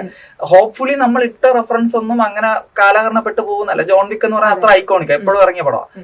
അപ്പം എനിക്ക് മെറ്റാ റെഫറൻസിനോടുള്ള ഇഷ്യൂ അതാണ്. പക്ഷെ ഇവൻ കൺവിൻസ് ചെയ്താണ് കുറച്ച് സാധനങ്ങൾ അതിൽ ഇട്ടിരിക്കുന്നത്, ഇൻക്ലൂഡിങ് ഈ ജോൺ വിക്ക് പാട്ടി. ഇലുമിനാറ്റി എന്ന് പറയുന്നത് നമ്മൾ ആ ട്രയാങ്കിൾ എന്ന് പറയുന്ന ഒരു സാധനം ഈ പടത്തിൽ എവർ റെക്കറിംഗ് ആയിട്ട് ഉപയോഗിക്കുന്നുണ്ട്. അതൊന്നും ഓഡിയൻസിന് മാറ്റർ ഇല്ല. നമ്മൾ സ്ക്രിപ്റ്റ് എഴുതിയപ്പോഴും പല സ്ഥലങ്ങളിൽ ഈ ട്രയാങ്കിൾ എന്ന് പറഞ്ഞ സിമ്പിൾ ഈ പടത്തിലുണ്ട്. അതായത് ഇവരുടെ ബോഡി സ്വാപ്പ് ട്രയാങ്കിൾ ആണ്, ഷെറഫിക്കയുടെ കാറ്, ലോക്കറ്റ്, അങ്ങനെ ഒരു ട്രയാങ്കിൾ എന്ന് പറയുന്ന എവർ റെക്കറിംഗ് തീമായിട്ട് പടത്തിൽ ത്രൂ ഔട്ട് കാണും. Doesn't matter. പിന്നെ കമ്മിങ് ടു DC, അത് നീ തുടങ്ങിക്കോ. ഒന്നത്തെ കാര്യം, നമ്മളെ റെഫറൻസ് ഇവരുടെ ക്യാരക്ടർ നിൽക്കുകയും വേണം. അതായിരുന്നു ഇവൻ ആ റെഫറൻസസ് കൊണ്ടാണ് ആ ഒരു ടീഷർട്ടിന്റെ സീൻ വന്നത്. DC പിന്നെ ഞങ്ങൾ രണ്ടും DC ഫാൻസ്, ബാറ്റ്മാൻ അനിമേറ്റഡും ജസ്റ്റിസ് ലീഗ് കണ്ടു വളർന്നതാണ്. അപ്പോൾ നല്ല DC ഫാൻസാണ്. ഈ ചില ഫേസ്ബുക്ക് പോസ്റ്റുകളൊക്കെ ചെന്ന് മറ്റേ എന്താണ് ടൈം ഉണ്ടെങ്കിൽ ബാറ്റ്മാന് എന്തും ചെയ്യാൻ പറ്റുമോ എന്നൊക്കെ ചില കൂടെ ഫാൻസ് ഇടും. അതിലൊന്ന് ഞാൻ ഒന്നവരാണ്. അപ്പൊ DC, അതുകൊണ്ട് DCയുടെ 3 ജോക്കേഴ്സ് ആയാലും 3 different type of jokers, Batman, അപ്പോൾ DC റെഫറൻസസ് അത് തന്നെ. മാർവൽ ഒറ്റടുത്തേ വരുന്നുള്ളൂ, അത് വില്ലൻ അടി കിട്ടാൻ നേരത്ത് വില്ലന്റെ ഷട്ടിലാണ്. പിന്നെ വൺ പീസ് ആ ചെക്കൻ, അതെ, വൺ പീസ് ഈവൻ ഒരു ജൂനിയർ ആർട്ടിസ്റ്റ് വന്നിട്ട് എന്നെ പറഞ്ഞിട്ട്, ചേട്ടാ എന്നെ കൂട്ടുകാരി ഇങ്ങനെ കളിയാക്കുമായിരുന്നു, വൺ പീസ് ആണ് കാർട്ടൂൺ ആണെന്ന് പറഞ്ഞു. പക്ഷെ ഇപ്പൊ എനിക്കിത് പ്രൗഡായിട്ട് പറയും, സിനിമയിൽ ഇത് വന്നല്ലോ എന്നുള്ളത്. അവനാണ് ആ മറ്റേ ഒപ്പിടുന്ന, അതെ, ഒപ്പിടുന്ന സീനില് ഇതിനെന്നാ ഒപ്പിടേക്കുന്ന ആ ചെക്കൻ, അവൻ ഇതേപോലെ വന്ന് പറഞ്ഞത്. പിന്നെ നമ്മൾ ഈ അടുത്തും ഒരു റിവ്യൂവിൽ വായിച്ചതാണ്, നമുക്ക് കോളേജ് സ്റ്റുഡൻസിനെ കൂളായിട്ട് പൊട്ടർ ചെയ്യുമ്പോൾ വെള്ളമടി, തല്ല്, സ്മോക്കിംഗ്, അങ്ങനെയുള്ള കുറച്ച് സാധനങ്ങൾ അതിൽ വേണം. അപ്പൊ നമ്മുടെ ക്ലിയർലി നമ്മൾ ഫ്രണ്ട് ബെഞ്ചേഴ്സിനെ എടുത്തിടുമ്പോൾ നമുക്കുള്ള സാധനം എന്ന് പറഞ്ഞാൽ എങ്ങനെ അവരെ കൂളാക്കി കാണിക്കുക എന്നുള്ളതാണ്. ഓക്കെ, നമ്മളപ്പോ ഇവരിൽ വെറുതെ ഈ കോമിക് ബുക്കിനെ കുറിച്ച് ഇങ്ങനെ സംസാരിച്ചുകൊണ്ടിരുന്നു കഴിഞ്ഞാൽ അത് എന്താ പറയുക, ക്രിഞ്ചിലേക്ക് ആവാനുള്ള സാധ്യതയുണ്ട്. അത് പെട്ടെന്ന് കണക്കില്ല. പക്ഷെ hopefully throughout the journey നമുക്ക് കണക്ട് ചെയ്യാനും പറ്റി. And for the first time nerds are being represented as cool. അതായത് ഏതാ DC-യുടെ കോമിക്സിൽ ജോക്കറിന്റെ വേഷം കെട്ടി വരുന്ന, അല്ലെങ്കിൽ വൺ പീസിന്റെ പടങ്ങൾ വീട്ടിൽ ഒട്ടിച്ച് വെച്ചിരിക്കുന്ന കുട്ടികൾ, they are for the first time becoming cool in ഒരു മലയാളം മോളിവുഡ്. അത് ഓൾറെഡി ബിഗ് ബാങ് തിയറിയിലൊക്കെ ചെയ്തിട്ടുള്ളതാണ്. ബിഗ് ബാങ് തിയറി എന്ന് പറഞ്ഞ സീരീസിൽ they for the first time made nerds look cool. അപ്പോ അത് നമ്മൾ ബേസിക്കലി പ്രൗഡാണ്. കാര്യം ആ ഒരു മേജർ സ്റ്റീരിയോ ടൈപ്പ് ബ്രേക്ക് ചെയ്യാനും, സ്മോക്കിങ്ങും ഡ്രിങ്കിങ്ങും ഇല്ലാതെ, അടിപോലും ഇല്ലാതെ ഒരു ക്യാമ്പസ് ലൈഫ് കൂളാക്കാൻ പറ്റിയെന്ന് പറയുന്നതിൽ നമ്മൾ വെരി ഹാപ്പിയാണ്. ഇതിലെ ഒരു മെയിൻ സ്റ്റോറി ഡിവൈസ് ആണല്ലോ ഈ ബോഡി സ്വാപ്പ്, പറയാമല്ലോ അല്ലേ? ബോഡി സ്വാപ്പ് എന്ന് പറയുന്നത്. അപ്പം ഇതിഹാസം എന്ന് പറയുന്ന സിനിമയില് ഇങ്ങനെ ഒരു സംഭവം നടക്കുന്നുണ്ട്. എന്നിട്ടും ഇതേ ഒരു ഐഡിയ തന്നെ മുന്നോട്ട് കൊണ്ടുപോകാം, അതിൽ ഫ്രഷ്നെസ് കൊണ്ടുവരാം എന്നുള്ളൊരു കോൺഫിഡൻസ് അത് എപ്പോഴാണ് വന്നത്? ഇതിഹാസം മാത്രമല്ല, അനന്തഭദ്ര ഉണ്ട്, പപ്പൻ, പ്രിയപ്പെട്ട പപ്പനുണ്ട്. നമുക്ക് റെഫറൻസ് ഒരു അതെ അതെ പകൽപൂരവും അത് അടുത്ത് പോകുന്നുണ്ട്. അതെ അതെ. അപ്പൊ അതൊരു എന്താ പറയുക, ഈസി. അതിലൊരു സംഭവം എന്ന് പറഞ്ഞാൽ നമ്മൾ ഇങ്ങനെ ഒരു തീം പറഞ്ഞു കഴിയുമ്പോൾ ഈസിലി ആൾക്കാർ ഗോ ടു ചെയ്യുന്ന മൂവീസ് ഉണ്ട്. അപ്പൊ അതിൽ നിന്ന് എങ്ങനെ മാറ്റാൻ തോന്നിയാലോ ഫസ്റ്റ് തോട്ടായിരുന്നു ഈ കോളേജ് പോലെ ഒരു സെമി ഓപ്പൺ സ്പേസിലോട്ട് എടുത്തിടുക എന്നുള്ളത്. അതായത് ഇപ്പം ഈ കഥ ചിലപ്പോ ഇൻ ഡീറ്റെയിൽ ആയിരിക്കാം ഞാൻ ഈ പറയാൻ പോകുന്ന സാധനം. നമ്മൾ അങ്ങനെ ഉദ്ദേശിച്ചു ഓഡിയൻസിന് അങ്ങനെ കിട്ടി കാണണമെന്നില്ല. എങ്കിലും നമ്മുടെ ഇന്റൻഷൻ ഇതായിരുന്നു. നോർമലി ഫാന്റസി അഡ്രസ് ചെയ്യുന്ന പടങ്ങൾക്ക് ഒരു രഹസ്യ സ്വഭാവമുണ്ട്. അതായത് എന്താണ് നമ്മൾ കോൺഷ്യസ്ലി ഇതിനാ രഹസ്യ സ്വഭാവം കൊടുത്തിട്ടില്ല. കോളേജിൽ വളരെ ഓപ്പൺ ആയിട്ടാണ് ഇത് നടക്കുന്നത്. അപ്പൊ ആരെങ്കിലും എടാ നമ്മളിത് വേറെ ആർക്കെങ്കിലും അറിയിക്കാൻ പറ്റില്ല എന്നൊരു ഡയലോഗ് വന്നാൽ പോലെ ഇത് മുങ്ങിപ്പോവും. അപ്പോ സബ് കോൺഷ്യസ്ലി അങ്ങനെ ഒരു ഫ്രഷ്നെസ് ട്രൈ ചെയ്തിട്ടുണ്ട്. അതായത് കോളേജ് പോലെ ഭയങ്കര തുറസായിട്ട് നിൽക്കുന്ന ഒരുപാട് കുട്ടികളുള്ള ഒരുപാട് കഥകളുള്ള ഒരു സ്ഥലത്ത് കൊണ്ടുപോയി ഈ ഫാന്റസി ഭയങ്കര ഓപ്പൺ ആയിട്ട് പ്ലേസ് ചെയ്യാണ്. പിന്നെ അതുപോലെ തന്നെ ഫാന്റസി എന്ന് പറയുന്ന സാധനത്തിൽ ക്യാരിഡ് അവേ ആവരുന്നുണ്ടായിരുന്നു. വെരി കോൺഷ്യസ്ലി ഭയങ്കര ലിമിറ്റ് ചെയ്ത VFX ഉപയോഗിച്ചിട്ടുള്ളൂ. അതായത് നമുക്ക് ഒരു മാജിക്കൽ ഡിവൈസ് എന്ന് പറഞ്ഞൊരു ബോർഡിനെ ഇൻട്രൊഡ്യൂസ് ചെയ്തിട്ട് ആ ബോർഡിന്റെ വിസിനിറ്റിയിൽ മാത്രമേ VFX ഉള്ളൂ. ഇൻക്ലൂഡിങ് നമ്മൾ പോപ്പ് വേർഡ്സോ അങ്ങനത്തെ അനിമേഷൻസോ ഒന്നും ഉപയോഗിച്ചില്ല, ഗിമിക്സ് ഒന്നും ഉപയോഗിച്ചില്ല. അപ്പം അതുകൊണ്ടും അത് കുറച്ചും കൂടെ റിയൽ ആയിട്ട് നിൽക്കുന്നുണ്ട്. പിന്നെ ഇപ്പം വേറെ കേസ് പറയാം. ഇപ്പൊ തന്നെ ഇതിഹാസം റെഫർ ചെയ്തില്ലേ, അല്ലെങ്കിൽ അനന്തപുത്രനെ റെഫർ ചെയ്തില്ലേ, അപ്പൊ ആ റെഫറൽ ഉണ്ടാകും, മനസ്സിലായോ? അപ്പൊ ആ റെഫറൽ നല്ലതാന്നാ പറയുന്നത്. At the end of the day ഇതൊരു ഹോളിവുഡ് പടത്തിൽ നിന്ന് അടിച്ചാന്ന് പറയുന്നില്ലോ, നമ്മുടെ നാട്ടിൽ നമ്മൾ കണ്ടു വളർന്ന പടത്തിൽ നിന്ന് അടിച്ചെന്ന് പറയുന്നുള്ളൂ. അതിൽ പ്രൗഡ് തന്നെയാണ്. ഇപ്പൊ ആദ്യം നമ്മൾ ട്രെയിലർ ഇറക്കിയപ്പോഴും 144 ജുമാൻജി എന്നാ പറയുന്നത്. ഇപ്പൊ ആരും അത് പറയുന്നില്ല. ജുമാൻജി ഒബ്വിയസ്ലി നമ്മൾ റെഫർ ചെയ്തിട്ടുണ്ട്, പക്ഷെ അതിനേക്കാളും നല്ല റെഫറൻസ് നമുക്ക് ഇവിടെ തന്നെ ഉണ്ട്. എനിക്ക് തോന്നുന്നു അത് പ്രൗഡ് ആണെന്ന്. നമ്മൾ നമ്മുടെ ഇൻഡസ്ട്രിയിൽ അതെ. അല്ല, പിന്നെ അതിനേക്കാൾ ഉപരി നിങ്ങളിപ്പോ പറയുന്ന ആ റെഫറൻസ് പോലും മലയാളം സിനിമയിലാണ് എന്നുള്ളത് പ്രൗഡാണ്, വെരി പ്രൗഡാണ്. ഒരു ഇംഗ്ലീഷ് പടത്തിൽ നിന്ന് അടിച്ചതല്ല, മലയാളം പടത്തിൽ നിന്ന് അടിച്ചത് തന്നെയാണെന്ന് പറയാൻ സന്തോഷമുണ്ട്. പിന്നെ ഈ ബോഡി സ്വാപ്പിന്റെ കാര്യത്തിൽ വരുമ്പോ തന്നെ അതിന്റെ പുറകിൽ ഒരു ഇമോഷണൽ ടച്ചും കൂടി ആക്ച്വലി ഇല്ലേ? അതായത് ബോഡി സ്വാപ്പ് ചെയ്യാൻ ആഗ്രഹിക്കുമ്പോ നമ്മളൊരു കുറച്ചും കൂടെ റെസ്പെക്ട് കിട്ടാവുന്ന ഒരാളായിട്ട് അവൻ ആഗ്രഹിക്കുന്നുണ്ട്, അവിടെ കുറച്ചും കൂടെ സ്നേഹം കിട്ടാൻ ആഗ്രഹിക്കുന്നുണ്ട്, അതുപോലെ ഒരു ബെറ്റർ ലൈഫ് ആഗ്രഹിക്കുന്നു. അപ്പൊ ആ ഒരു എലമെന്റ് ഉണ്ടല്ലോ, എന്ന് വെച്ചാൽ കോമഡിയിൽ തന്നെ നമ്മളിങ്ങനെ ഒരു ഡീപ്പായിട്ടുള്ള ഒരു മീനിങ് കൊണ്ടുവരാന്നുള്ള ആ ഒരു അതെങ്ങനെയാണ് ചെയ്തത്? അത് ഷാജിയുടെ ക്യാരക്ടറിനെ സംബന്ധിച്ചോളം അതാണ് പറ്റി. പുള്ളിയുടെ ലൈഫ് പോയി തീർന്നു എന്നുള്ള ഘട്ടത്തിലാണ് ഈ ഒരു ലോട്ടറി അടിച്ചത്. അപ്പോ പുള്ളി അതില് കംഫർട്ടബിൾ ആയിരിക്കുമ്പോഴാണ്, പക്ഷെ എനിക്ക് പഴയ ലൈഫാണ് വേണ്ടത്. ഭാര്യ വരുന്നു, പ്രഗ്നന്റ് ആണെന്ന് പറഞ്ഞപ്പോൾ ഇപ്പോൾ ഈ റെസ്പെക്ട് എല്ലാം ഞാൻ കളയാൻ റെഡിയാണ്, എനിക്ക് തിരിച്ച് ലൈഫ് മതി എന്നുള്ള സാധനം കിട്ടുന്നത്. അപ്പോൾ അതെ, വേറൊരാളുടെ ലൈഫിൽ കയറാൻ നേരത്തെ സ്വന്തം ലൈഫ് എന്തോ ഇമ്പോർട്ടന്റ് ആണ് തിരിച്ചറിവേണ്ട സാധനം കൂടാണ്. ഇതൊക്കെ വളരെ സട്ടിൽ. അല്ല, പക്ഷെ എനിക്ക് തോന്നുന്നു അത് കിട്ടുന്നവർക്ക് കിട്ടും. കാര്യം അത് ഫുൾ ഇവൻ തന്നെ ഉണ്ടാക്കിയെടുത്തതാണ്. എനിക്ക് ഒരു സീനിൽ ഐറണി പ്രസന്റ് ചെയ്യാൻ എന്ത് ചെയ്യണമെന്ന് മാത്രമേ ഞാൻ ചിന്തിച്ചിട്ടുള്ളൂ. അപ്പൊ അതിന്റെ ഇമോഷൻ ലെയർ വർക്ക് ചെയ്യുന്നവനാണ്. ഇപ്പം എനിക്ക് ഭയങ്കര ഡൗട്ട്, ഞാൻ ഇമോഷൻ ട്രസ്റ്റ് ചെയ്യുന്ന ഒരാളല്ല. അപ്പൊ എനിക്ക് ഭയങ്കര ഡൗട്ടുള്ള ഒരു കാര്യം, ഷാജി പെട്ടെന്ന് ഇത് പ്രീ ക്ലൈമാക്സ് വന്നിട്ട് ഇവനോട് പറയുകയാണ് ഞാൻ ഡൈസ് തിരിച്ചു തരാമെന്ന്. എനിക്കത് എത്ര ചിന്തിച്ചിട്ടും മനസ്സിലാവുന്നില്ല. കാര്യം ഓക്കെ, ഇയാളുടെ ഭാര്യ പ്രഗ്നന്റ് ആണ്, പക്ഷെ ഇയാൾ ഓൾറെഡി ഇപ്പുറത്ത് ചില്ലായിട്ട് നടന്നല്ലേ. അപ്പൊ ഇവൻ തന്നെ ഇവൻ പറഞ്ഞ ആദ്യം വേണ്ട, ആ ഒരു സമയത്ത് ഭാര്യ പ്രഗ്നന്റ് ആണ്, ഒരു കുട്ടി ഉണ്ടെന്ന് പറഞ്ഞു കഴിഞ്ഞാൽ ഒരു 0.01% ആണെങ്കിൽ പോലും ഷാജി സാർ അത് തിരിച്ചു കൊടുക്കും. അപ്പൊ അങ്ങനെയുള്ള ഫുൾ നമുക്ക് ആ കഥയിൽ എന്തെങ്കിലും ക്യാരക്ടർ ഇപ്പൊ വേറൊരു സംഭവം ഉള്ളത്, ഇവൻ അതിൽ കുറെ ഇമോഷൻ ലെയർ വർക്ക് ചെയ്യാൻ ശ്രമിച്ചിട്ടുണ്ട്, കുറെ സ്ക്രിപ്റ്റിൽ അതുണ്ട്. അപ്പൊ എനിക്ക് ഷൂട്ട് ചെയ്ത സമയത്ത് അതിൽ പലതും മിസ്സായി പോയിട്ടുണ്ട്. അത് ഞാൻ ഫ്രാങ്ക്ലി അഡ്മിറ്റ് ചെയ്യും. ഇവൻ ഉദ്ദേശിച്ചിരുന്ന ഇമോഷണൽ ലെയർ പല സ്ഥലങ്ങളിലായിട്ട് മുങ്ങിയിട്ടുണ്ട്. ഓപ്പണിംഗ് സീനിലാവട്ടെ, നിരഞ്ജന സന്ദീപ് ജീവിക ആർക്ക് ഇട്ടു, ഈ ഷാജി ഭാര്യ ആർക്ക് എന്ന് പറയുന്ന ഒത്തിരി കൂടെ ഒബ്വിയസ് ആണ് സ്ക്രിപ്റ്റിൽ. അത് സ്ക്രിപ്റ്റിൽ ഭയങ്കര രസമാണ്. അപ്പൊ എനിക്കത് ഡയറക്ട് ചെയ്ത് വന്ന സമയത്ത് അത് കുറച്ചൊക്കെ മിസ്സായിട്ടുണ്ട്. പക്ഷെ at the end of the day പടത്തിന്റെ ഇമോഷണൽ ട്രജക്ടറി മൊത്തം ഫുൾ ക്രെഡിറ്റ് ഇവനുള്ളതാണ്. കാര്യം ഞാൻ ഇമോഷൻ ട്രസ്റ്റ് ചെയ്യുന്ന ആളല്ല, അപ്പൊ അത് ഇവനുള്ളതുകൊണ്ട് നടന്നതാണ്. സംഗീതം ഇതിൽ വലിയൊരു പങ്ക് വഹിച്ചിട്ടുണ്ട് രാജേഷ് മുരുകേശൻ. അദ്ദേഹത്തിലേക്ക് എത്തുന്നത് എങ്ങനെയാണ്? നമ്മൾ ആദ്യം വേറൊരു മ്യൂസിക് ഡയറക്ടറിന് ഇതേപോലെ പ്ലാൻ ചെയ്ത് വെച്ചു, നമ്മുടെ ഒരു ഏജ് ഗ്രൂപ്പിലുള്ള. അപ്പൊ എന്റെ സാധനം അതാണ്, ഇപ്പം എന്റെ ഏജ് ഗ്രൂപ്പിലുള്ള ഒരാളോ അല്ലെങ്കിൽ അത്രയും വർക്ക് പ്രൊഫൈൽ ഇല്ലാത്ത ഒരാളാണെങ്കിൽ നമുക്ക് ഒരുമിച്ചിരുന്ന് മെന്റർ ചെയ്തെടുക്കാം, അല്ലെങ്കിൽ ഒരുമിച്ചിരുന്ന് വർക്ക് ചെയ്തൊരു ഔട്ട് എടുക്കാം എന്നുള്ളതായിരുന്നു പ്ലാൻ. പക്ഷേ ഹോപ്പ്ഫുള്ളി ആ സമയത്ത്, ഹോപ്പ്ഫുള്ളി എന്ന് ഇപ്പൊ പറയാം, ആരും അവൈലബിൾ അല്ലായിരുന്നു. അപ്പൊ അങ്ങനെ നമ്മളിങ്ങനെ ആലോചിച്ച് നമ്മുടെ ഒരു ഏഡിയാ പറഞ്ഞത് ഈ ഷറഫിക്കൊക്കെ ഉള്ളതല്ലേ, പുള്ളി പ്രേമത്തിലൊക്കെ ഉള്ളതാണ്, അപ്പൊ അങ്ങനെയാണെങ്കിൽ അങ്ങോട്ടൊന്ന് ട്രൈ ചെയ്ത് നോക്കിക്കൂടെ എന്ന് പറഞ്ഞു. ഓക്കെ, അപ്പൊ എങ്കിൽ ഓക്കെ ലെറ്റ്സ് ട്രൈ മുരുകേഷൻ എന്നുള്ള സോണിൽ പോയി ഞാൻ കഥ മൊത്തം നാരേറ്റ് ചെയ്തു. പുള്ളി ഭയങ്കര എക്സൈറ്റഡ് ആയി. എന്നിട്ട് പുള്ളി നമുക്ക് ആദ്യം ക്ലൈമാക്സ് സോങ് പുള്ളി വെരി ഫസ്റ്റ് ആയിട്ട് ഫിഗർ ഔട്ട് ചെയ്യുന്നതാണ്. അപ്പൊ പുള്ളിക്ക് അതിന്റെ പ്രശ്നമൊന്നുമില്ല. അപ്പൊ പുള്ളിക്ക്, അതായത് പുള്ളി ഭയങ്കര സീനിയർ ആണെന്ന്, പ്രേമം ചെയ്ത ആളാണ്. നമ്മളെ ഞാനൊക്കെ പിസ്ത, എനിക്ക് തോന്നുന്നു മറ്റേ നേരം ഞാൻ 12th ഇറങ്ങുമ്പോൾ കാണുന്നതാണ്. അപ്പൊ അതിൽ മറ്റേ ആ സ്വരക്കെറുക്ക നമുക്ക് അതൊക്കെ കേൾക്കുമ്പോൾ ഓക്കെ ആ മുരുകേശനാണ് ഈ മുരുകേശൻ എന്നുള്ളൊരു തോന്നലുണ്ട്. പക്ഷെ പുള്ളി ഭയങ്കര വെൽക്കമിങ് ആണ്. പുള്ളിയും കണ്ടിന്യൂസ്ലി ലേണിംഗ് ആണ്. ഇപ്പൊ തന്നെ നമ്മളെ ഈ പടം മിക്സ് ചെയ്ത് കഴിഞ്ഞിട്ട് പുള്ളിയെടുത്ത് എന്താ അടുത്ത പരിപാടി എന്ന് വെച്ചാൽ പുള്ളി സിന്ത് മ്യൂസിക് പഠിക്കാനായിട്ട് നോർത്ത് ഈസ്റ്റിൽ പോവാണ്. അപ്പൊ അങ്ങനത്തെ ഒരു സാധനമുണ്ട്. പിന്നെ പോസ്റ്റ് പ്രൊഡക്ഷനിൽ ബേസിക്കലി എനിക്ക് ഒരു മാസം പുള്ളിയോട് വർക്ക് ചെയ്യാൻ പറ്റി. പുള്ളിയുടെ വർക്ക് പ്രോസസ് അടിപൊളിയാണ്. അതായത് പുള്ളി ഒരു സാധനം വർക്ക് ചെയ്ത് വയ്ക്കും. അപ്പൊ നമുക്ക് ആദ്യം പേടിയാണ്. അതിപ്പോ നമ്മുടെ പടത്തിൽ സിങ്ക് ആയില്ല എങ്കിൽ പുള്ളി എടുത്തത് എങ്ങനെ പറയുമെന്നൊക്കെ പേടിച്ചിരുന്നിട്ട് നമ്മൾ എന്നിട്ട് ബ്രോ ഇത് വർക്കായില്ല കുഴപ്പമില്ല മാറ്റും. എന്നിട്ട് നമ്മൾ എന്തെങ്കിലും ഒരു സാധനം ഒന്ന് ഫിഗർ ഔട്ട് ചെയ്ത് കൊടുത്താൽ പുള്ളി അതിൽ ട്രിപ്പ് ആവും. പിന്നെ പുള്ളി അതിരുന്ന് ഭയങ്കരമായിട്ട് വർക്ക് ചെയ്തെടുക്കും. പിന്നെ അതുപോലെ എനിക്ക് ഈ പടത്തിൽ മറ്റേ എന്താ പറയാ ഭയങ്കര ഔട്ട് ഓഫ് ദ ബ്ലൂ സംഭവിച്ചൊരു സാധനമാണ് ഈ വിസിൽ ബിഗിൽ സോങ്.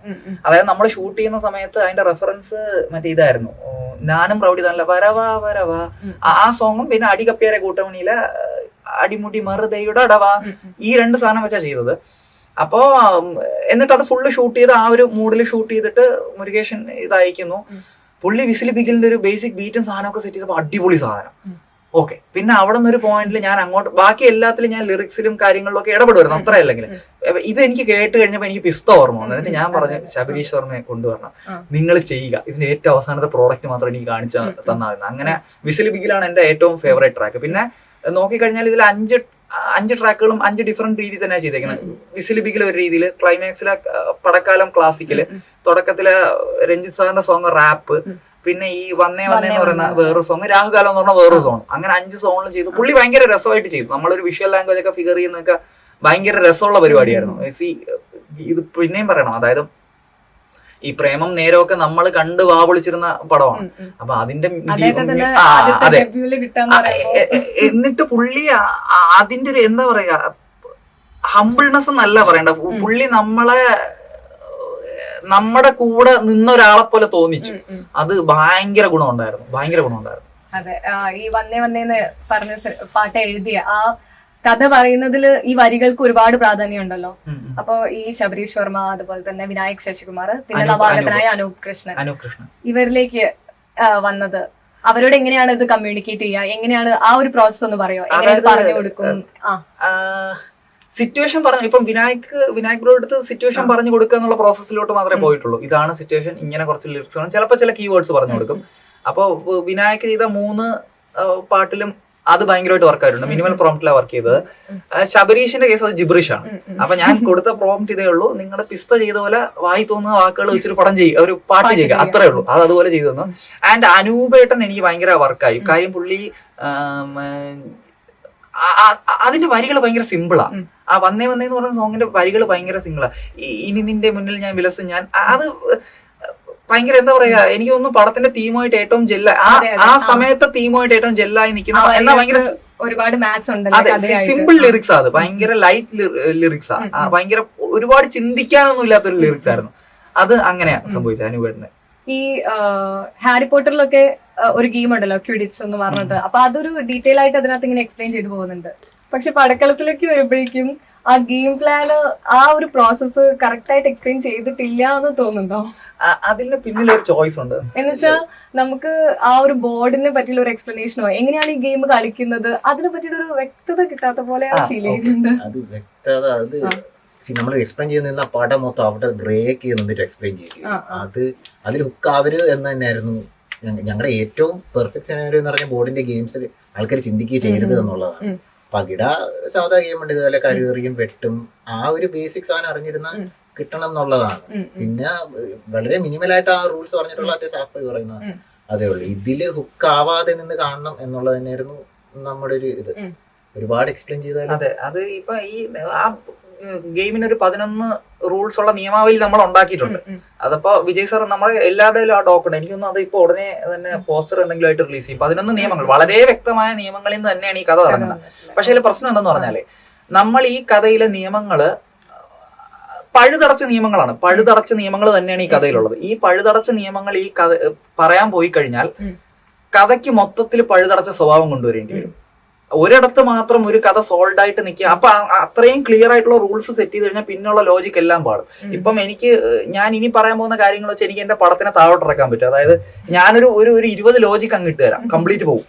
ഇത്രയും സോൾഡ് ഒരു ലോജിക് ഉണ്ട്. പക്ഷെ ആ ലോജിക്ക് ബാക്കി ഒരു പടത്തിന്റെ ഒരു 2 മിനിറ്റിൽ, 2.5 മണിക്കൂർ പടത്തിന്റെ 2 മിനിറ്റിൽ മാത്രം സോൾഡ് ലോജിക്കും പിന്നെ അങ്ങോട്ട് ലോജിക് ഇല്ല എന്ന് പറഞ്ഞാൽ ആൾക്കാർ കൊല്ലും. അപ്പോഴാണ് നമ്മൾ വിചാരിച്ച 2.5 മിനിറ്റ് സോളിഡ് ലോജിക് നമ്മുടെ ഉണ്ട്, അത് മാസ്ക് ചെയ്യാം. അതും പടത്തിന്റെ ഡിസൈനിനകത്ത് അങ്ങും ഇങ്ങും തൊടാതെ പറയാം. പക്ഷെ അതർ ദാൻ ദാറ്റ് ഇപ്പോഴും പറയുന്നു, അതിന്റെ പിറകിലുള്ളത് ഭയങ്കര പഴുതുകൾ അടച്ച 11 നിയമങ്ങൾ ഉണ്ടാക്കളി. അത് മനഃപൂർവ്വം കാണിക്കാതിരുന്നത് തന്നെയാണ്. അത് കാണിച്ചാൽ പടത്തിന്റെ സോണ് വേറൊന്നായി പോകും. ഡ്യൂറേഷന്റെ പ്രശ്നമല്ല, പടത്തിന്റെ ഒരു സ്മൂത്ത് ഫ്ലോ. ഇപ്പൊ ഈ പിള്ളേരും ഇത് ഫിഗർ ഔട്ട് ചെയ്യാണ്. ഇങ്ങനെ ആയിരിക്കാം, അയാൾ ഇതായിരിക്കാം. ഫുൾ പരിപാടി അതാണ്. വെള്ളം അടിച്ച അപ്പുറത്തെ ആള് ഫിറ്റ് ആവും. അതും ഫിഗർ ഔട്ട് ചെയ്യുന്നതാണ്. അപ്പൊ ആ ഫിഗർ ഔട്ടിന്റെ ഫണ്ട് പോകും. നമ്മൾ ഇരുന്ന് ക്ലാസ് എടുക്കാൻ നിന്ന് കഴിഞ്ഞാൽ ആ ഫിഗറിംഗ് ഔട്ട് എന്ന് പറയുന്ന സാധനം പോകും. അത് ആ 2 മിനിറ്റ് ഈ പടത്തിൽ ആഡ് ചെയ്തുള്ള കുഴപ്പം പടത്തിന്റെ മൊത്തം ഒരു ഫ്ലോയെ ബാധിക്കും. അത് ഉറപ്പായിട്ട്. അതെ അതെ, ആ നിയമങ്ങളാണ്, നിയമാവലി ഉണ്ട്. അത് എനിക്ക് തോന്നുന്നു വിജയ് സാർ അത് പോസ്റ്ററായിട്ട് ഇറക്കാൻ പ്ലാൻ ചെയ്യുന്നുണ്ട്. ടൈറ്റിൽ കാർഡിലൊക്കെ എഴുതാന്ന് വെച്ചു. അതെ, ടൈറ്റിൽ കാർഡിൽ അല്ലെങ്കിൽ ഇന്റർവൽ കാർഡിൽ 11 നിയമങ്ങൾ കാണിക്കാന്ന് വിചാരിച്ചതാണ്. പിന്നെ അത് വേണ്ടെന്ന് വെച്ചു. അതുപോലെ ഒരുപാട് ഓട്ടം, ചാട്ടം, അങ്ങനത്തെ കുറെ കോംപ്ലിക്കേഷൻസ് ഒക്കെ ഉള്ള ഒരു സ്റ്റേജിങ് കൊറിയോഗ്രാഫി ഒക്കെ ഉണ്ടല്ലോ ഇതില്. അപ്പോ പ്രീ പ്രൊഡക്ഷൻ സമയത്ത് ഇതിലൊരു സ്റ്റോറി ബോർഡ് പോലെ ചെയ്തിട്ടുണ്ടായിരുന്നു. അതോ ഇങ്ങനെ പിന്നെ പോകെ സുരാജേട്ടന്റെയും ഷർഫിക്കയുടെയും ഒക്കെ ഒരു എക്സ്ചേഞ്ച് പോലെ? അത് സ്റ്റോറി ബോർഡ് ആയിട്ട് ചെയ്തിട്ടില്ല. പക്ഷെ ഞാൻ ഇൻ പേപ്പർ ഷോർട്ട് ഡിവിഷൻ ചെയ്തിട്ടുണ്ടായിരുന്നു. ഒരുപാട് സ്ഥലങ്ങളിൽ ഷോർട്ട് ഡിവിഷൻ ചെയ്തിട്ടുണ്ടായിരുന്നു. പക്ഷെ എനിക്ക് തോന്നുന്നു സെക്കൻഡ് ഹാഫിൽ കൂടുതലും ഷോർട്ട് ഡിവിഷൻ ചെയ്തതിനേക്കാളും നല്ലത് സ്പോട്ടിൽ ഇംപ്രവൈസ് ചെയ്ത സാധനങ്ങൾ വെച്ച് പോയത്. പക്ഷെ വെരി ക്ലിയർ ഒരു ഷോർട്ട് ഡിവിഷൻ ഉണ്ടായിരുന്നു, ഇങ്ങനെ തന്നെ വേണമെന്നുള്ള. അപ്പൊ അതിന്റെ പേരിൽ നമ്മൾ കുറെ തെറിയൊക്കെ കേട്ടിട്ടുണ്ടായിരുന്നു. അതായത് ഇതിന്റെ പ്രോസസ്സിൽ രണ്ട് സ്ഥലത്ത് അത് ഫൈനൽ പ്രോഡക്റ്റ് കാണുമ്പോൾ മാത്രം മനസ്സിലാവുന്ന ചില പ്രശ്നങ്ങൾ ഉണ്ടായിരുന്നു. അതായത് ഇപ്പം പടം എടുത്ത് നോക്കിയ പടത്തിൽ വൈഡുകൾ കുറവാണെന്നുള്ളത് ഭയങ്കര കോൺഷ്യസ്ലി ഇട്ടൊരു ചോയ്സ് ആണ്. 11 പേരിൽ ഒതുങ്ങുന്ന ഒരു കഥയ്ക്ക് എന്തിനാണ് വൈഡ് എന്നുള്ളതാണ്. ആ 11 പേർക്കകത്തായി കഥ. അപ്പൊ ആ കഥയ്ക്ക് ഞാൻ നേരത്തെ പറഞ്ഞ പോലെ തന്നെ ആ രഹസ്യ സ്വഭാവം ഉണ്ടെന്ന് നമുക്കത് വോക്കലി പറയാൻ പറ്റില്ല. ആ രഹസ്യം മെയിൻറ്റെയിൻ ചെയ്യാനാണ് ഈ വൈഡുകൾ വളരെ കുറച്ച് ഉപയോഗിക്കുന്നത്. അപ്പോ ആദ്യം ഇതൊരു പ്രശ്നമായിരുന്നു. നമ്മുടെ ഇതിൽ വന്ന് കാണുന്നവർക്കും സ്പോട്ട് കാണുന്നവർക്കും എല്ലാം വൈഡില്ല എന്ന് പറയുന്ന ഒരു വലിയ പ്രശ്നം ഈ പടത്തിലുണ്ടായിരുന്നു. പക്ഷെ ഇൻ ഹൈൻസൈറ്റ് അത് അങ്ങനെ ചെയ്യേണ്ട ഒരു പടമാണെന്നുള്ളത് അറിയായിരുന്നു. ഇപ്പൊ എന്റെ അടുത്ത് ഇത്രയും നല്ലൊരു കോളേജ് കിട്ടിയിട്ട് വിനയ് ചേട്ടൻ ചോദിച്ചു, എക്സിക്യൂട്ടീവ് പ്രൊഡ്യൂസർ, കോട്ട് കോപ്റ്റർ വേണ്ടേ ഷൂട്ട് ചെയ്യാനെന്ന് ചോദിച്ചു. ഞാൻ വേണ്ടെന്നാ പറഞ്ഞു. വേണ്ട, അങ്ങനത്തെ സാധനം കിട്ടിയാൽ എനിക്ക് ഉപയോഗിക്കാൻ പറ്റില്ല. ഇത് ആരുടെ പോയിന്റ് ഓഫ് വ്യൂ ഇത് കാണുന്നത്? ഈ പിള്ളേരുടെ ഐ ലെവലിന് താഴെയുള്ള ഷോട്ടുകൾ വളരെ കുറവാണ്, ഐ ലെവലിന് മേലെയുള്ള. അങ്ങനത്തെ ചോയ്സ് പോയിട്ടുണ്ട്. അതുപോലെ തന്നെയും നോക്കിക്കഴിഞ്ഞാൽ ഈ പടത്തിൽ ബ്ലോക്കുകൾ കൂടുതൽ. അതായത് ഒരാൾ നിന്ന് സംസാരിക്കുമ്പോൾ അനങ്ങാതെ ക്യാമറ വെച്ചിരിക്കുന്ന ഒരുപാട് ഷോട്ടുകളുണ്ട്. ഈ അനങ്ങാതെ ക്യാമറ വെക്കുന്ന ഷോട്ട് കാണുമ്പോഴും സ്പോട്ടിൽ വന്ന് കണ്ടവർ എന്തെങ്കിലും ഒരു മൂവ്മെന്റ് കൊടുത്തൂടെ എന്നുള്ള ചോദ്യം ചോദിച്ചാണ്. പക്ഷെ അതിന്റെ ഗുണം എവിടെ വരുന്നു എന്ന് പറഞ്ഞാൽ നമ്മൾ ആ ഒരു ഫുൾ സീക്വൻസ് പല സ്ഥലങ്ങളിൽ ഷൂട്ട് ചെയ്യുമ്പോൾ ഇവിടെ ഒരു ബ്ലോക്ക് അതിൽ ആ പേസ് വരുന്നുണ്ട്. അപ്പൊ അങ്ങനെ ചില കോൺഷ്യസ് തോട്ടുകൾ ഇതിനെ പുറകെ പോയിട്ടുണ്ട്. പക്ഷെ അത് എല്ലാരെയും എപ്പോഴും കൺവിൻസ് ചെയ്യാൻ പറ്റില്ല. അതിന്റെ എൻഡ് ഓഫ് ദ ഡേ എനിക്ക് കൺവിൻസ് ചെയ്യേണ്ടിയിരുന്ന ഒരേ ഒരാള് ആരോൾ എഡിറ്ററാണ്. എഡിറ്ററിന്റെ എന്റെ വിഷ്വൽ ലാംഗ്വേജ് ഒരുപോലെ ഇരിക്കുന്ന സ്ഥലത്താണ് ഞാൻ പറയുന്ന സാധനം കറക്റ്റ് ലാൻഡ് ആവുന്നത്. അപ്പൊ എനിക്ക് കൺഫ്യൂസ് വരുന്ന സമയത്ത് നമ്മൾ നേരത്തെ പ്രീസെറ്റ് ചെയ്ത് ഇങ്ങനെയായിരിക്കും നമ്മൾ ഷൂട്ട് ചെയ്യുന്ന പറഞ്ഞിട്ട് പോയിട്ട് എനിക്ക് ആ ഡൗട്ട് വരുന്ന സമയത്ത് ഞാൻ ആദ്യം റെഫർ ചെയ്യുന്ന ആരോളിനുണ്ടാണ്. ആരോൾ ഇങ്ങനെ കുറച്ച് കമന്റ്സ് വരുന്നുണ്ട്, എന്ത് ചെയ്യണം? അപ്പൊ ആരോൾ പറഞ്ഞു വേണ്ട, ട്രസ്റ്റ് ദ പ്രോസസ്, നമുക്ക് അങ്ങനെ തന്നെ പോവാം, അതിൽ പടം ഉണ്ടാവും. അപ്പൊ അങ്ങനത്തെ ഒരു സംഭവം നടന്നിട്ടുണ്ട് എന്ന് പറയും. നേരത്തെ ഞാൻ ആ ഗെയിമിന് ഒരു കണ്ടിന്യൂഷൻ ഉണ്ടോ, അതിന്റെ കുറച്ചും കൂടെ ഡീറ്റെയിൽ ആയിട്ട് വരുമോ എന്ന് ചോദിച്ചില്ലേ. അപ്പൊ ഇപ്പൊ എല്ലാരും ഒരു സിനിമാറ്റിക് യൂണിവേഴ്സ് ക്രിയേറ്റ് ചെയ്യാനുള്ള ഒരു ശ്രമത്തിലാണല്ലോ. അപ്പൊ മാത്രമല്ല പടക്കാലത്തിന്റെ എൻഡിങ്ങും അങ്ങനെയാണ്.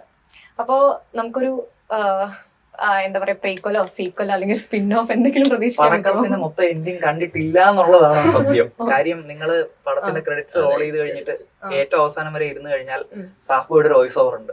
എന്തേ ഇരിക്കുന്നേ, സെക്കൻഡ് പാർട്ടില്ല പൊക്കോ, ഇങ്ങനെ ഒരു ഡയലോഗ് ഇടുന്നുണ്ട്. ക്ലിയർലി സെക്കൻഡ് പാർട്ടില്ല, പക്ഷെ അതിനൊരു കാരണമുണ്ട്. നമുക്ക് ബ്രേക്കിംഗ് കൂടെ ആയിരുന്നു. തുടക്കത്തിലൊക്കെ വിചാരിച്ച് നമുക്ക് ഇങ്ങനെ 2 എന്ന് എഴുതി കാണിച്ചിട്ട് അതിങ്ങനെ മായ്ച്ചളയുന്ന പോലെ വിശ്വസിക്കും. അങ്ങനെയൊക്കെ സെക്കൻഡ് പാർട്ടെന്ന് കാണിക്കും. കാരണം കുറെ പടങ്ങൾ ഇതുപോലെ സെക്കൻഡ് പാർട്ട് ഹൈയിൽ വന്ന് നിർത്തിയിട്ട് അങ്ങനെ പോകുന്നത് നമുക്ക് ക്ലിയർലി. ഇപ്പൊ ഇവരുടെ ഒരു ടൈലന്റ് ആയാലും മീൻസ് ജീവികയുടെയും പുള്ളി അവിടെ സ്റ്റോറി കഴിഞ്ഞ് വളരെ ബ്യൂട്ടിഫുൾ ആയിട്ടാണ് ഈ പേപ്പർ നിർത്തുന്നത്. അപ്പോ അങ്ങനെ തന്നെ നിർത്തണം, അങ്ങനെ കഥ അവിടെ മതി എന്നുള്ള ഇതായിരുന്നു. പിന്നീട് ഇതുപോലെ സെക്കൻഡ് പാർട്ട് ക്ലീഷേ ബ്രേക്കിംഗ് പോലെ ഒരു സാധനം വിട്ടു. പിന്നെ മെയിൻ സാധനം രഞ്ജിത്തിന്റെ ക്യാരക്ടർ അല്ല, അതിൽ 2 കാര്യങ്ങളുണ്ട്. ഒന്ന്, ഈ പറയുന്ന പോലെ ഇപ്പൊ നമ്മള് ഈ സ്ക്രിപ്റ്റിൽ ഇവൻ പറഞ്ഞ പോലെ നമ്മള് വെരി ക്ലിയർലി ക്ലോഷർ, ടൈലന്റ്, ക്യാരക്ടർ, ഇങ്ങനെ ഒരുപാട് സാധനങ്ങളുണ്ട്. കഥയ്ക്കൊരു പൂർണ്ണതയുണ്ട് പേപ്പറിൽ തന്നെ. അപ്പൊ ആ പൂർണ്ണത കൊണ്ടുവരണമെന്നുള്ള തന്നെയായിരുന്നു ഇന്റൻഷൻ. നമുക്കിത് എനിക്ക് വെരി ക്ലിയർലി അറിയാം, ഈ പടത്തിന്റെ ഒരു ക്ലൈമാക്സിൽ ഒരു പീക്ക് കട്ട് ചെയ്ത് കഴിഞ്ഞിട്ട് ഡയറക്ടറുടെ പേര് എഴുതി കഴിഞ്ഞാൽ അവിടെ കൈയടി വീഴുമെന്നുള്ളത് അറിയാം. അത് വേണ്ട. അതുപോലെ തന്നെയാണ് പടത്തിന്റെ പേരെഴുതി കാണിക്കുന്നത് ലോ എനർജിയിലാണ്. അതിപ്പോ പർപ്പസ്ഫുള്ളി നമുക്കൊരു ഹൈയിൽ അത് ഇടാം. ഈ പടത്തിന് അത് വേണ്ട, നാളെ വേറൊരു പടത്തിന് ഞാനത് ചെയ്യുമായിരിക്കാം. പക്ഷെ ഈ പടത്തിന് ഇൻ പേപ്പറിൽ ഇവൻ പറഞ്ഞ പോലെ തന്നെ ഭയങ്കര സൗന്ദര്യത്തോടെ പൂർണ്ണതയുണ്ട് അതിന്. അപ്പൊ എല്ലാ ക്യാരക്ടേഴ്സിന്റെ ആർക്കിനും പൂർണ്ണത ഉണ്ട്. ഇപ്പൊ ഞാനും ഇവനും ജിതിന്റെയും ഷാജിയുടെ ആർക്കാണ് ഫോളോ ചെയ്യുന്നത്. അപ്പൊ ആ പൂർണ്ണതയുടെ സൗന്ദര്യം വയ്ക്കുക എന്നുള്ളത്, അങ്ങനത്തെ പടങ്ങളാണ് നമ്മൾ കണ്ട് വളർന്നിട്ടുള്ളത്. അപ്പൊ ഓഫ് ലേറ്റ് ആണ് ഈ പറയുന്ന സെക്കൻഡ് പാർട്ട് എന്ന് പറയുന്ന ഒരു ട്രെൻഡ് വരുന്നത്. അത് ചില സിനിമകളിൽ അത് ഭയങ്കര വർക്കായി, വെരി ക്ലിയർലി അവർക്ക് സെക്കൻഡ് പാർട്ട് കഥ പറയാനുള്ളത് കൊണ്ട് ഇടുന്നത്. ചിലതില് ഹൈയിൽ ഓഡിയൻസിനെ ഇറക്കുന്നത് എന്ന് പറയുന്നതാണ്. അത് രണ്ടും തെറ്റെന്നല്ല. ചിലപ്പോൾ നാളെ ഒരു പക്ഷെ ഞാനും അത് ചെയ്തേക്കാം. പക്ഷെ ഈ പടത്തിൽ നമുക്ക് അങ്ങനെ ഒരു പൂർണ്ണതയുണ്ട് എങ്കിൽ പിന്നെ അത് അങ്ങനെ തന്നെ തീർക്കാന്നുള്ളതാണ്. പിന്നെ ഈ പറയുന്ന പോലെ നമ്മുടെ ക്രെഡിറ്റ്സ് റോൾ ചെയ്ത് കഴിയുമ്പോൾ ഒരു വോയിസ് ഓവർ ഉണ്ട്, ഈ രഞ്ജിത്ത് സാർ അവിടെ നിന്ന് ഇറങ്ങി പോയി എന്ന് പറഞ്ഞാൽ. അത് ഇട്ടതിന്റെ ഉദ്ദേശം അത് ആക്ച്വലി നമ്മുടെ ഐഡിയ അല്ല, വിജയ് സാറിന്റെ ഐഡിയ ആണ്. അതിന്റെ കാരണം ഇതാണ്, അതായത് ഒറിജിനൽ കഥയിൽ ഷറഫിക്കയുടെ ക്യാരക്ടർ രഞ്ജിത്ത് എന്ന് പറയുന്ന ക്യാരക്ടർ മറ്റേ കോമയിൽ കിടക്കുന്നു, പടം അവിടെ തീരുന്നു, ഇപ്പൊ കാണുന്നതാണ്. അപ്പൊ രഞ്ജിത്ത് നമ്മുടെ വിജയ് സാറ് പറഞ്ഞൊരു ആർഗ്യുമെന്റ് എന്ന് പറഞ്ഞാൽ ഈ ഓക്കെ അയാള് രഞ്ജിത്താണ്, എന്നാലും സെക്കൻഡ് ഹാഫിൽ ഒരുപാട് ആൾക്കാരെ ചിരിപ്പിച്ച മുഖമാണ് അയാളുള്ളത്, ആ മുഖം ഷറഫിക്കയുടെ മുഖം. അപ്പൊ ആ ക്യാരക്ടറിന് എന്തിനാണ് അങ്ങനെ ഒരു കൺക്ലൂഷൻ കൊടുക്കുന്നത്? അത് ശരിയാണോ എന്ന് ചോദിച്ചാൽ ആ സമയത്താണ് ഓക്കെ എങ്കിൽ നമുക്ക് പുള്ളിക്ക് കോമയിലല്ല, പുള്ളിക്ക് ബോധം വന്നു എന്നുള്ള തോന്നിക്കല് കൊണ്ട് ചെല്ലാം, അങ്ങനെയാണ് ഇടുന്നത്. പിന്നെ ഇനിയിപ്പം അതൊരു എന്താ പറയുക ഒരു ഹൈയിൽ ഇറക്കാനുള്ള ക്ലീഷ ആണോ എന്ന് ചോദിച്ചാൽ അതല്ല. കാര്യം എന്ന് പറഞ്ഞാൽ അതിന് മുന്നേക്ക് തന്നെ പടം തീരുന്നുണ്ട്. ഞാൻ ഈ പറഞ്ഞ പോലെ പടത്തിന്റെ ടൈറ്റിൽ ആവട്ടെ, ഇന്റർവെൽ ആവട്ടെ, ഹൈ പോയിന്റ്സ് ആവട്ടെ, ഈ പടം തീരുന്നതാവട്ടെ, ഇതൊന്നും ഹൈ പോയിന്റിൽ വേണ്ട. നമുക്ക് ഹൈ പോയിന്റിലേക്ക് പിടിക്കണ്ട. നമുക്ക് ട്രഡീഷണൽ മലയാളം മൂവിയുടെ ഒരു പരിപാടി പിടിക്കാം ഈ പടത്തിന്. ഇപ്പൊ നാളെ ഒരു സമയത്ത് ഞാൻ ഇതല്ലാതെ ചെയ്യുമ്പോൾ ഞാൻ ഇങ്ങനെ പറഞ്ഞില്ലേടാന്ന് പറയരുത്. കാര്യം വേറൊരു പടത്തിൽ ഞാൻ ഇതെല്ലാം ഹൈ പോയിന്റിലിടും. ഡയറക്ടറുടെ പേര് കാണിക്കുമ്പോൾ കൈയടിക്കുന്ന രീതിയിൽ കട്ട് ചെയ്യാൻ പറ്റും, ടൈറ്റിൽ കാണിക്കുന്ന സമയത്ത് കൈയടിക്കുന്ന രീതി കട്ട് ചെയ്യാം, ഇന്റർവെല്ലിൽ കൈയടിക്കുന്ന രീതി കട്ട് ചെയ്യാം, ക്ലൈമാക്സും തിയേറ്ററിൽ ഇറങ്ങുന്ന രീതിയിലും കൈയടിക്കുന്ന രീതി കട്ട് ചെയ്യാം. അതങ്ങനെ ചെയ്തതല്ല, അത് ആരോളും നമ്മൾ എടുത്തൊരു കളക്റ്റീവ് ചോയ്സ് ആണ്. പക്ഷെ അത് ഹോപ്പ്ഫുള്ളി പടത്തില് നല്ലതായി. ആൾക്കാർക്ക് പലർക്കും ഈ പറഞ്ഞ പോലെ ക്രിറ്റിക്സ് പലരും എടുത്ത് പറഞ്ഞാണ് ഒരു സെക്കൻഡ് ഹാർട്ട് എഴുതി കാണിക്കാൻ സാധ്യത ഉണ്ടായിട്ട് പോലും കാണിച്ചില്ല. നല്ലതാ, അതിപ്പോ നമ്മള് പിന്നാണ്. ഇനിയും തിയേറ്ററുകളില് നിറഞ്ഞ സദസ്സോടുകൂടെ സിനിമ മുമ്പോട്ട് പോട്ടെ എന്ന് ആശംസിക്കുന്നു. Thank you.